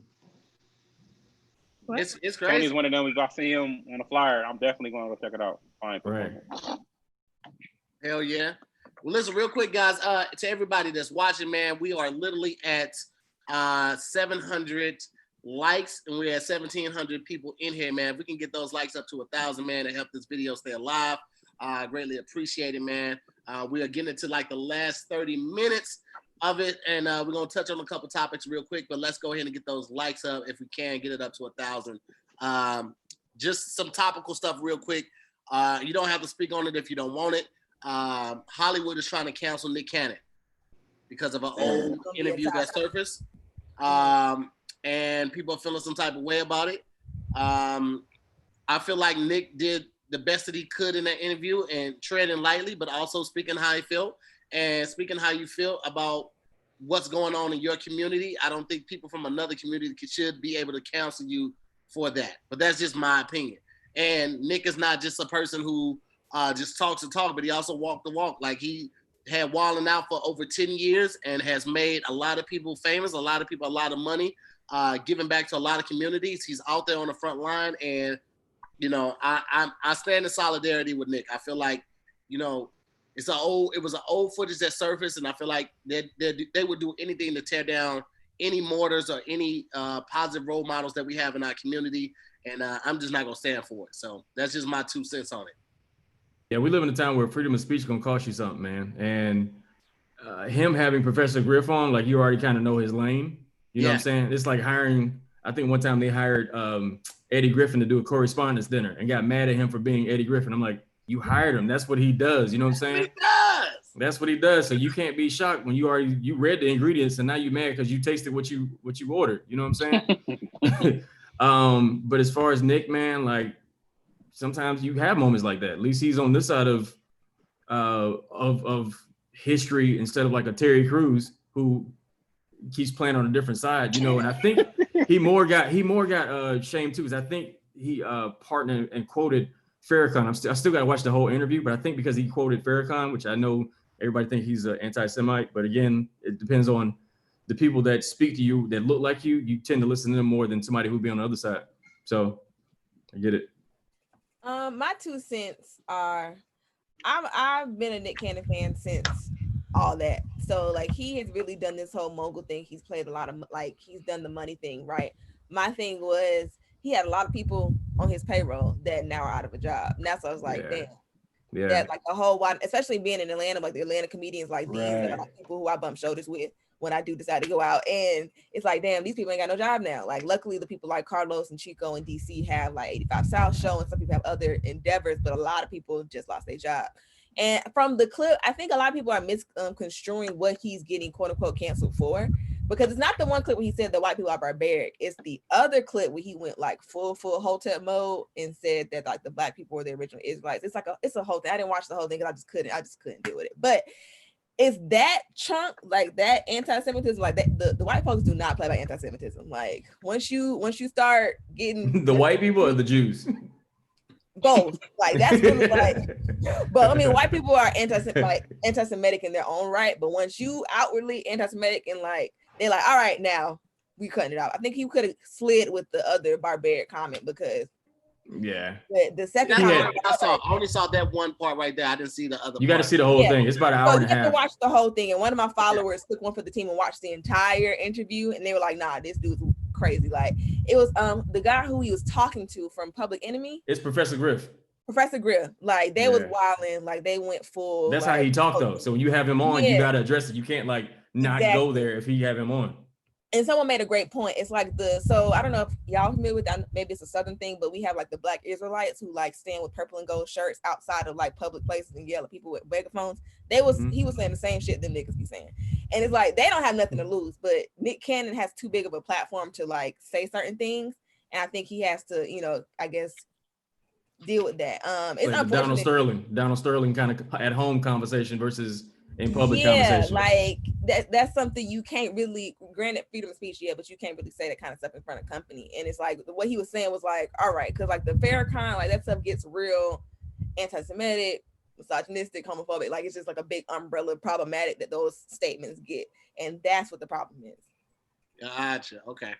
So it wasn't that one clip. I think a lot of people think it's that one clip. It wasn't that one clip that everybody saw. He didn't got for that. It's the other clip is what got him cased up. And but they never showed it though, right? They didn't show that online, on Twitter, right? But of course, like the truth isn't as interesting as like, you know, right. Think it is. So people think he's getting canceled for one thing. That's not what he's getting canceled for. Okay. All right. Everybody else? I think it's real interesting how he was reprimanded like that. Immediately, right. And there's so many people who do things that are, you know, and I feel like he didn't say or maybe I don't know, maybe I need to hear everything, but I feel like the stuff he said, people have said a lot worse and still have their jobs and are still doing good and still, but like it's funny how Hollywood protects like certain people or just certain things, certain groups. Yeah, absolutely. Yep. And then other things like, oh well, maybe just get over it. And it's like, no, like that's not fair. But that's the most interesting part is how quickly, because I think Wall and I was supposed to drop a new episode yesterday. Yep, and they just dropped they not even dropping the episode, huh? That's what I'm saying. Like it happened the same, and it's interesting that you do have that power, yet you don't choose to always use it properly. Because you have like Don Imus. Remember Don Imus, Dog the Bounty Hunter, Rush Limbaugh? Like that's their platform all the time. But I feel like we're not a protected group of people, so it doesn't happen. People be mad for a couple of days, and then next day, we forgot, and they got a whole nother platform. I mean, Trump is still president, so that's the kind of reality we're living in. And we have plenty of receipts to get him up out of here, and he's still here. Which so it's unfortunate. Hey, with the Nick Cannon thing, I heard that he might go to revoke. Like Diddy. Yeah, that's what I'm Diddy, yeah. He got an invite. Like Diddy, like, man, come over here with it. Hey, King, is the sun still out where you are in that window? It looks like the sun is still. Yeah, a little bit. You know what I'm saying? A little something. Bro, you know what I'm saying? How is that possible? We all in the same time zone. Yeah, it's man, I don't know, man. I'm in Sacramento, I guess. You know what I'm saying? Whoa, that's crazy, bro. It's dark as hell over here. It's dark here too. And then RJ had high noon. He had high noon at 7 p.m. Pacific Standard Time. He's about to go outside and have a standoff. He's had a shootout at 2 o'clock. Yeah. That's here.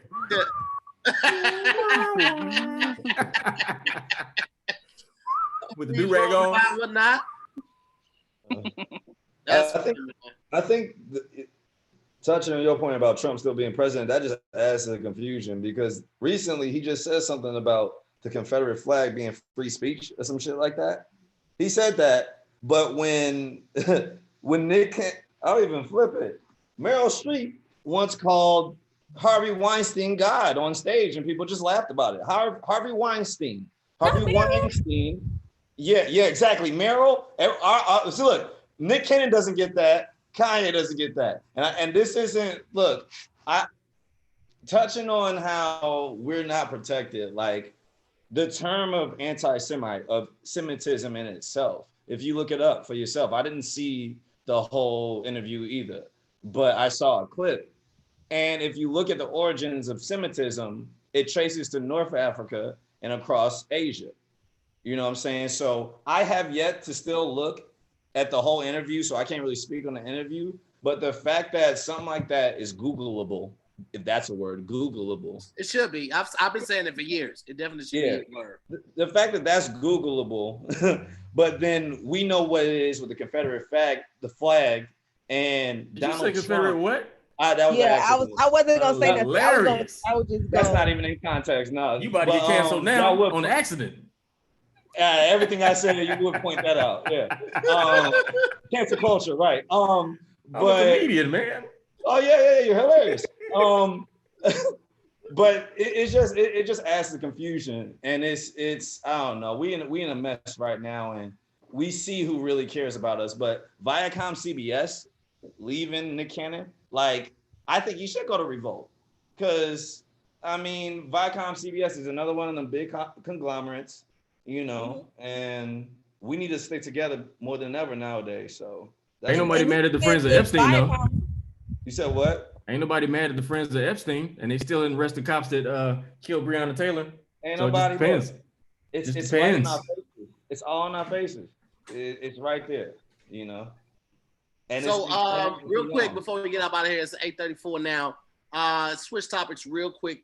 If you could, when we come out of this quarantine, you can go on tour with whoever you want to. Ron, Mel, RJ, you could make a movie and you get to pick your two co-stars in there.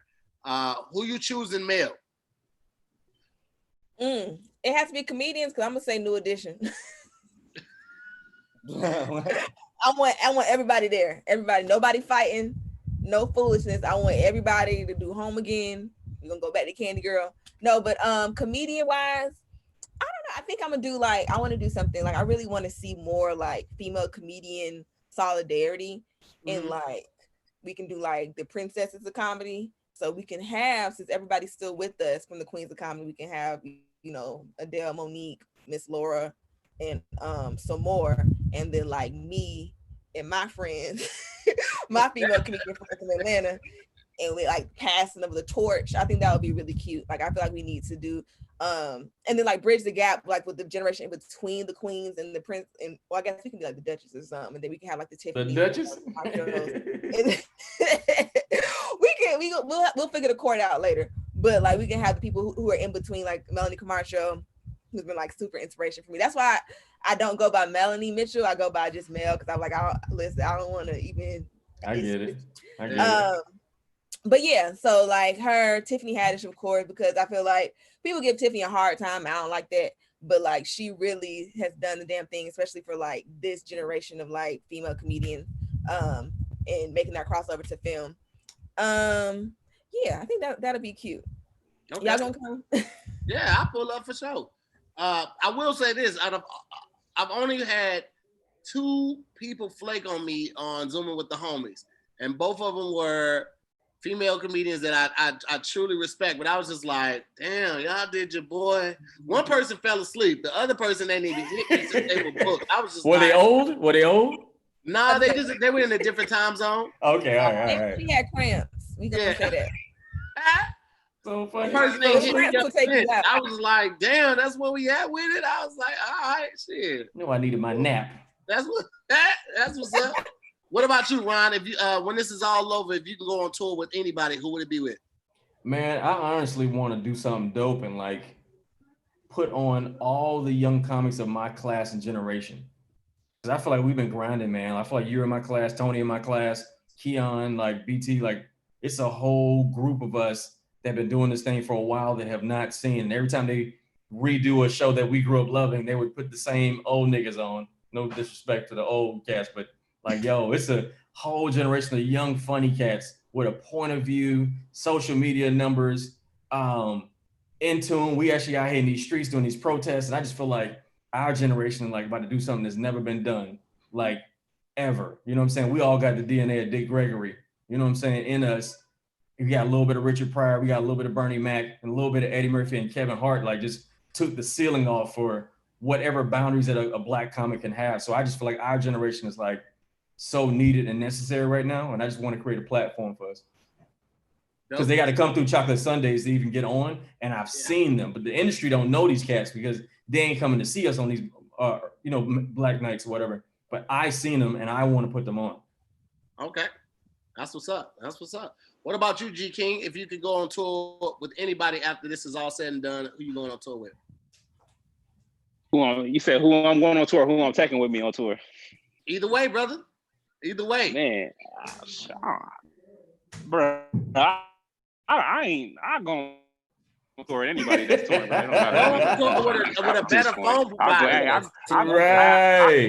Hey, I'm going on the tour with Tahir, bro. You and Tony and Carrot take me on stage. That's what I'm going on tour with. I mean, like I go on tour with Dalia if I could. I'm like, what? Hey, bro, I'm going on whoever fooling with me, bro. I really ain't, you know what I mean, too picky at this point. I would definitely like to go on tour with people from my class, like Ron said, man. Like we all come together and we figure out what weeks we're gonna do, what cities, and we have like 3 rounds of it. I know Joey Wells was talking about this at one time, getting the comics from Heart of the City and starting like 3 different tours, and we all like hit the same cities, but we wouldn't do it at the same time, obviously. So they get to see like all the hitters from that show, and like that's all the people from our class. And I think that would be dope for us to all share in that and really come up off of that and grow our platforms. I think that would be super, super dope, and give a lot of people a fair chance at excelling our career. I think that would be super dope.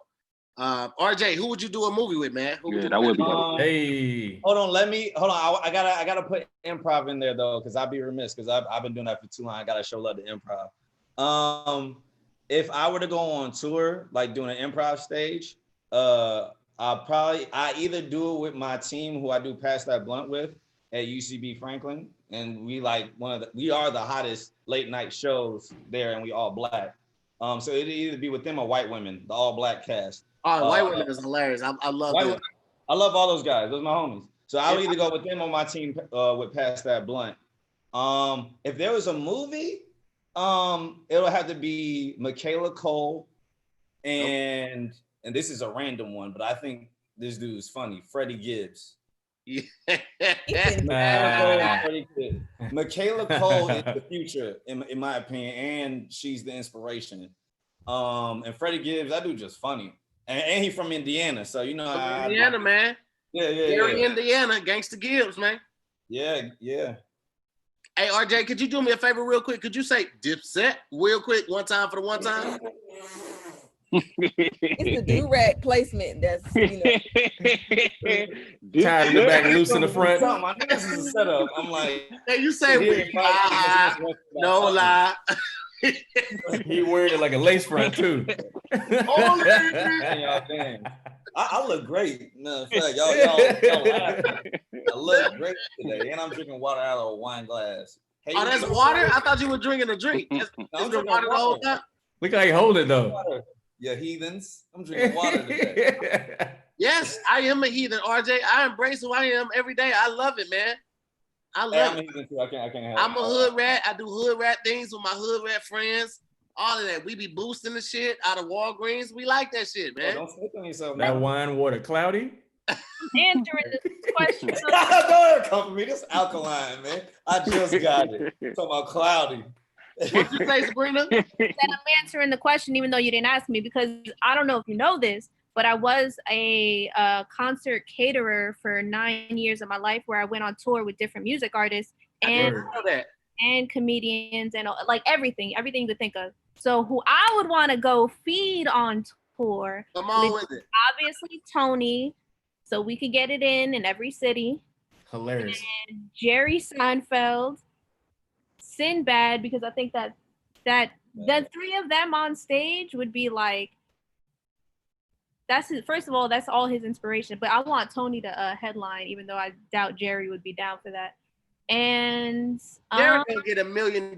He ain't tripping when he go up. Just take your money and sit your ass down, Jerry. And I would throw Kev on there, just cause. That's what's up. Just cause. But I think Tony and Jerry alone would be so dope to see on stage. Tony and anybody would be dope. Tony's awesome. I can't wait till the world sees what we already know about Tony, man. Niggas late.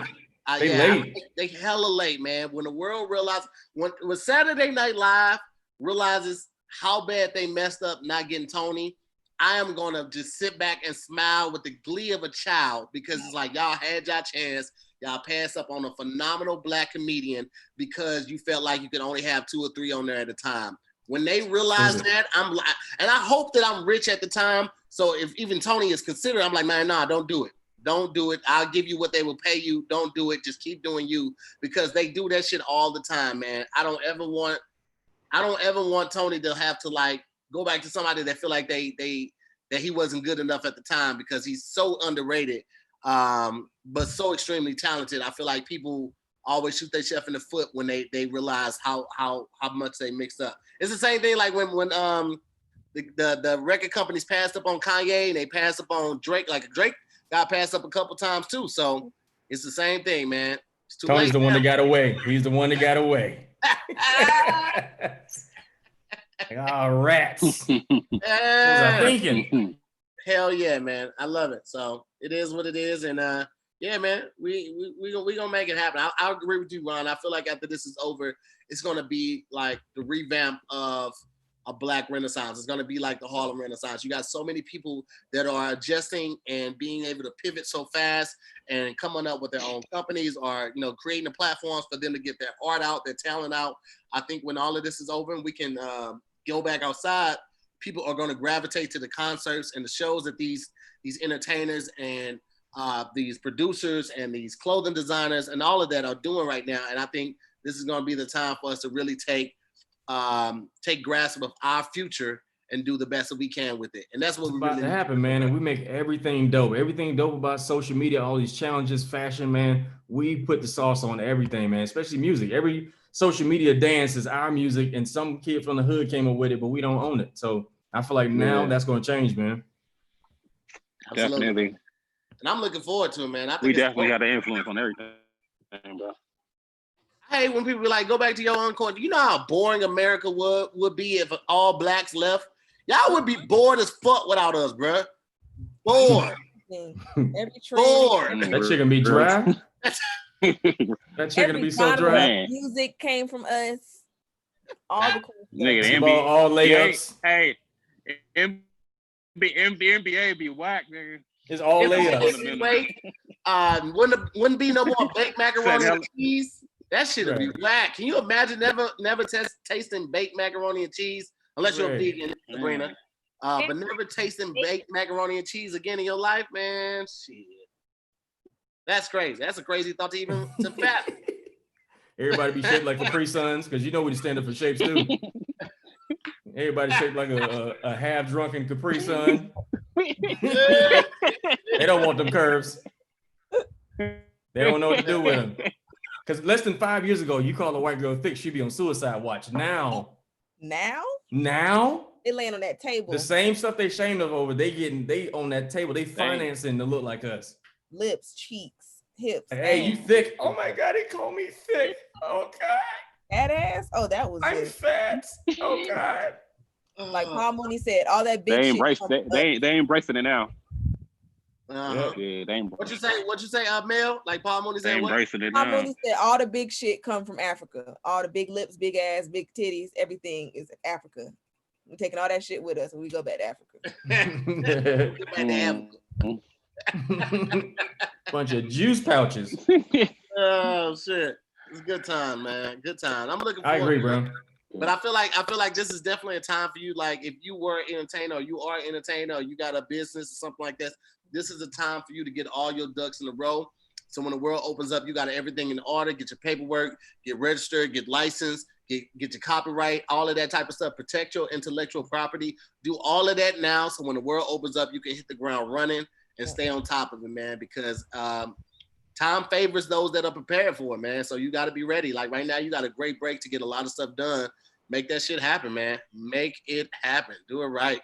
And comedians get incorporated too, man. If you're a comedian, entertainer, make sure you get incorporated. You can DM me if you got questions. Hell yeah. That's important, especially when it comes to taxes, man. I don't get no checks in my name. It's all out to my business. Yep. And then pay yourself. I need to holler at you. You should. Hit me, bro. Don't get no checks in your name. Listen, if you get an LLC just to start with, you can get an LLC in another state. Like I got mine in Missouri, it's $80, man. Get your LLC, pay yourself. If you make it under $120,000 a year under bookings and stuff, that get your LLC and pay yourself. It's way better that way. If you make it over 120,000, get an S Corp or a C Corp, but also get you a money person because like they will help you get your shit together. Ain't that right, RJ? Get your money person, RJ. Wow. With the gourmet do-rags, you know he got bread. What is that, velvet? RJ came and did word in his heart, man. He had two drivers because he couldn't figure out what car he wanted to ride in that day. So he had one guy driving the Rolls and the other guy driving the Bentley. And he just hopped out with the Balenciagas, but he had somebody throwing rose petals, so he didn't get the bottom of the shoe. I was like, man. Hey, he had the driver name on the sticky note. Like, hold on. Hey, Charles. That's Raymond. Rayford. Okay, man, no, y'all talking about my dream life. I wish that was there. I'm sitting here like, sticky notes. Don't know me. Oh, the sticky notes. That's hilarious. But it's coming, man. You just gotta speak that to existence, man. It's definitely coming, man. Oh yeah. We're about 10 minutes away from the end of the show, man. We literally 40 likes away from 1,000 likes. So if y'all 40 people, I got 40 people just to like the video. And again, make sure you please take care of the guests. This is about the time of the show where we start doing the sign-offs, and everybody takes a moment to thank everybody if they bless you tonight. Also, if you got something coming up, what people can look out for, and then where people can find you at online as well. So let's kick it off with Sabrina, then G King, RJ, Mel, then Ron G. Okay. Don't be so excited. I don't know where to start. Find me at Sabrina Sith on everything. My last name is not Sith. I saw a lot of people in the comments asking. I have a website where I sell earrings, t-shirts. I have a midnight mug. It's the picture of midnight spread eagle on a cup that says unbothered. Fuck with my cats. Buy that. The website's chiptoothdesign.com. I have a chip tooth. I figured I might as well start a website. Shout out to everyone who sent me monies. James, LeBaron, Brandon, Lamar, Serena, Latasha, Abby, Devin, Robert, Anthony, Tony, Jesus. I'm actually just going through my this ain't even from today. But I appreciate I'm like, Jesus, okay. Hey, y'all talking about me having rose petals. that wasn't Y'all talking about it. That's me. Jesus sent you money? and that's it. And I don't have an OnlyFans. Sorry, y'all. They keep asking that too in the comment section. My bad. OnlyFans. All right, Sabrina, what can they find you at? Sabrina Sith on everything. Okay. All right, cool. G King, what you got for us, player? Man, I ain't really got nothing popping right now, but hey, y'all can follow me on Instagram, G King Comic, TikTok, G King Comic. I'm on TikTok real heavy, man. That's the new wave. Look, G King, that I'm trying to push. But that's really about it, man. Just follow me on that, man. That's all I really got going on right now. But there it is. Yeah, RJ, what you got for the people, man? What's happening, man? I am RJ Walker on Instagram. I think I'm on Twitter, and I got like 40 followers or something. I don't really check it, so don't hit me up on Twitter. Hit me up on Instagram if you want. Maybe I'll get back. Shouts out to the two people who sent me stuff on Cash App. James, LeBaron. I got $30, so I came up. I'm up today. I'm rich. And yeah, I'm the type of dude who's out here, but I hide in the shadows. Literally, I didn't even mean, like, no pun intended, but I literally do that. So I like to work on stuff behind the scenes and then it come out and then y'all see it. So if you want to be in tune with that, when the world opens again and we back at UCB, we'll pass that blunt. Follow me on Instagram. Yeah, besides that, I'm pretty normal. So yeah. Hey, Melly Mel, what's going on with you? Okay, hey guys. Thank you. You guys really have been blessing me on Cash App. Bless y'all hearts. Thank you to Kristen, James, Isaac, Janine, Slick, Carl, LeBaron, Ernestine, Christina, Jonathan, Kelvin, and Kelsey. Praise God. Praise God. That was amazing. My Twitter is the baddest Mitch. Fun fact, I single-handedly made Morris Chestnut trend on Twitter and every social media last week. That was I. Oh, you did that? That was me. Yes, Oh, I tweeted, they don't make niggas this fine no more. And it just went, I went to sleep and I woke up and that shit blew up. Crazy. That is crazy. Yeah. So that was my week last week. So that's even how that tweet that I tweet. I was like, all right, y'all making me famous, but can I get a job, nigga? Like, so that's how I ended up. Brought you here. Yeah, and that brought me here. So amen to that. So hopefully more great things come from that. My Instagram is it's Mel Mitch. Like it's Mel Mitch. Mitch rhymes with bitch. So I'm gonna keep on going with that. Yeah, and my podcast is Jokes on You Podcast. Make sure you guys follow that on everything at Jokes on You Pod. Instagram, Twitter, Jokes on You Pod at gmail.com if you have a question, want some advice. So yeah, that's all I got right now. All right. Thank you guys so much. It's amazing. Thank you for pulling up. Ron G, what you got for the people? Hey, Tahir, you put me on a dope show, man. I got some great people on the show, man. RJ, nice to meet you. Mel, you're awesome. Sabrina, always a pleasure. G, you dope with that pen, bro. Thank y'all, man. So if you can, every Thursday night, I do a really dope game show called Couples Couch. You got a new boo or you've been in the game for 20 years plus, stop by the Couples Couch. You see how well you know your person, see how well you work well with them, or see if you even like them. That's a Couples Couch, 7 p.m. on my Instagram, comedian RONG. Also on Sunday, we do virtual Chocolate Sundays, which is the dopest, hottest comedy show ever. We do it via Zoom. Please follow me, comedian Ron G, for all details. Hit my YouTube, comedian Ron G. And last but not least, I have a dope podcast called the 2-Piece Podcast, the number 2 PIECE podcast. It's for personal growth for men, but ladies, it's the cheat sheet to a man's heart. If you want to know why men do what they do, stop by my podcast, the 2-Piece Podcast, really dope. And that's, and follow me, comedian RONG. I post some really dope content. The video I posted today is pretty fire. So, yeah. There it is. And y'all know me, Monday through Thursday, we are doing Zooming with the Homies. Every Wednesday, we got a new episode of Wording is Hard. I've had RJ on there. I think RJ's episode aired 2 weeks ago. Very funny episode. Please go check that out. Ron, I would love to get you on there when time permits. It'll be a couple months before we get back to filming because we just wrapped up another shoot today. So that puts us like 3 months ahead of content in the can. Sabrina, same thing with you, G. Mel, if you ever come out to LA and the world opens back up, got to get you on there as well. Every Thursday, we got Damn Internet You Scary, new episode. So it drops tomorrow morning at 8 a.m. Pacific Standard Time. And then on Fridays, I do Best Silent Listening Party with Tony Baker and Joshy Guns. And yeah, they got the Patreon going for Damn Internet You Scary. You get a lot of private, not private, but exclusive content on our Patreon. We do Chit Chat Cereal, we do Lunchtime Lottery, we do a meet and greet, and we're about to start doing watch parties, watching movies that you may have slept on or shows that you may have slept on. It's just a really dope way to get personal with our community and our supporters, people that back us and believe in us, man. And we're very excited about that and very thankful to all the Scary Squad, and as well as the Moore Mob. And I want to take this moment real quick to thank all of my my mods. We got Jennifer Rivas, we got Hippie Goes, we got Stephen Ocon, and we got Farron Brown. Thank you guys so much for doing an amazing job.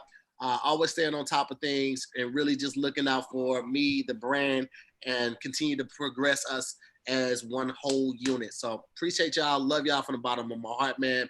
We're going to end a couple minutes early. Please check out my brother, BT Kingsley, Dracula Jones, Club Lit. Yeah. Is every night. I think he's doing it Monday through Saturday. I think he takes Sundays off. And he was starting at 11 o'clock, 11 to like 1. Yeah, it's just a great time, man. So please check that out. And if you haven't already, please subscribe to my YouTube. That's how we continue to grow the brand. That's how we continue to expand and be able to continue to bring you new content, man. I got a lot of shows that I want to do, a lot of things in talk right now, but I want to make sure that the following is there before I put it out there. So thank y'all so much for supporting thus far. I look forward to working with y'all in the future. All of y'all have a great night. Thank you for pulling up to Zooming with the Homies, and we will see you tomorrow. Hey, hold on. On Twitch, and I forgot to mention that I'm hopping on Twitch right now. If you have Call of Duty, you can play with me. Pull up. My Twitch is Sabrina Sith _. So if you want to bring that over there, pull up. I'm not amazing, but I'm not bad.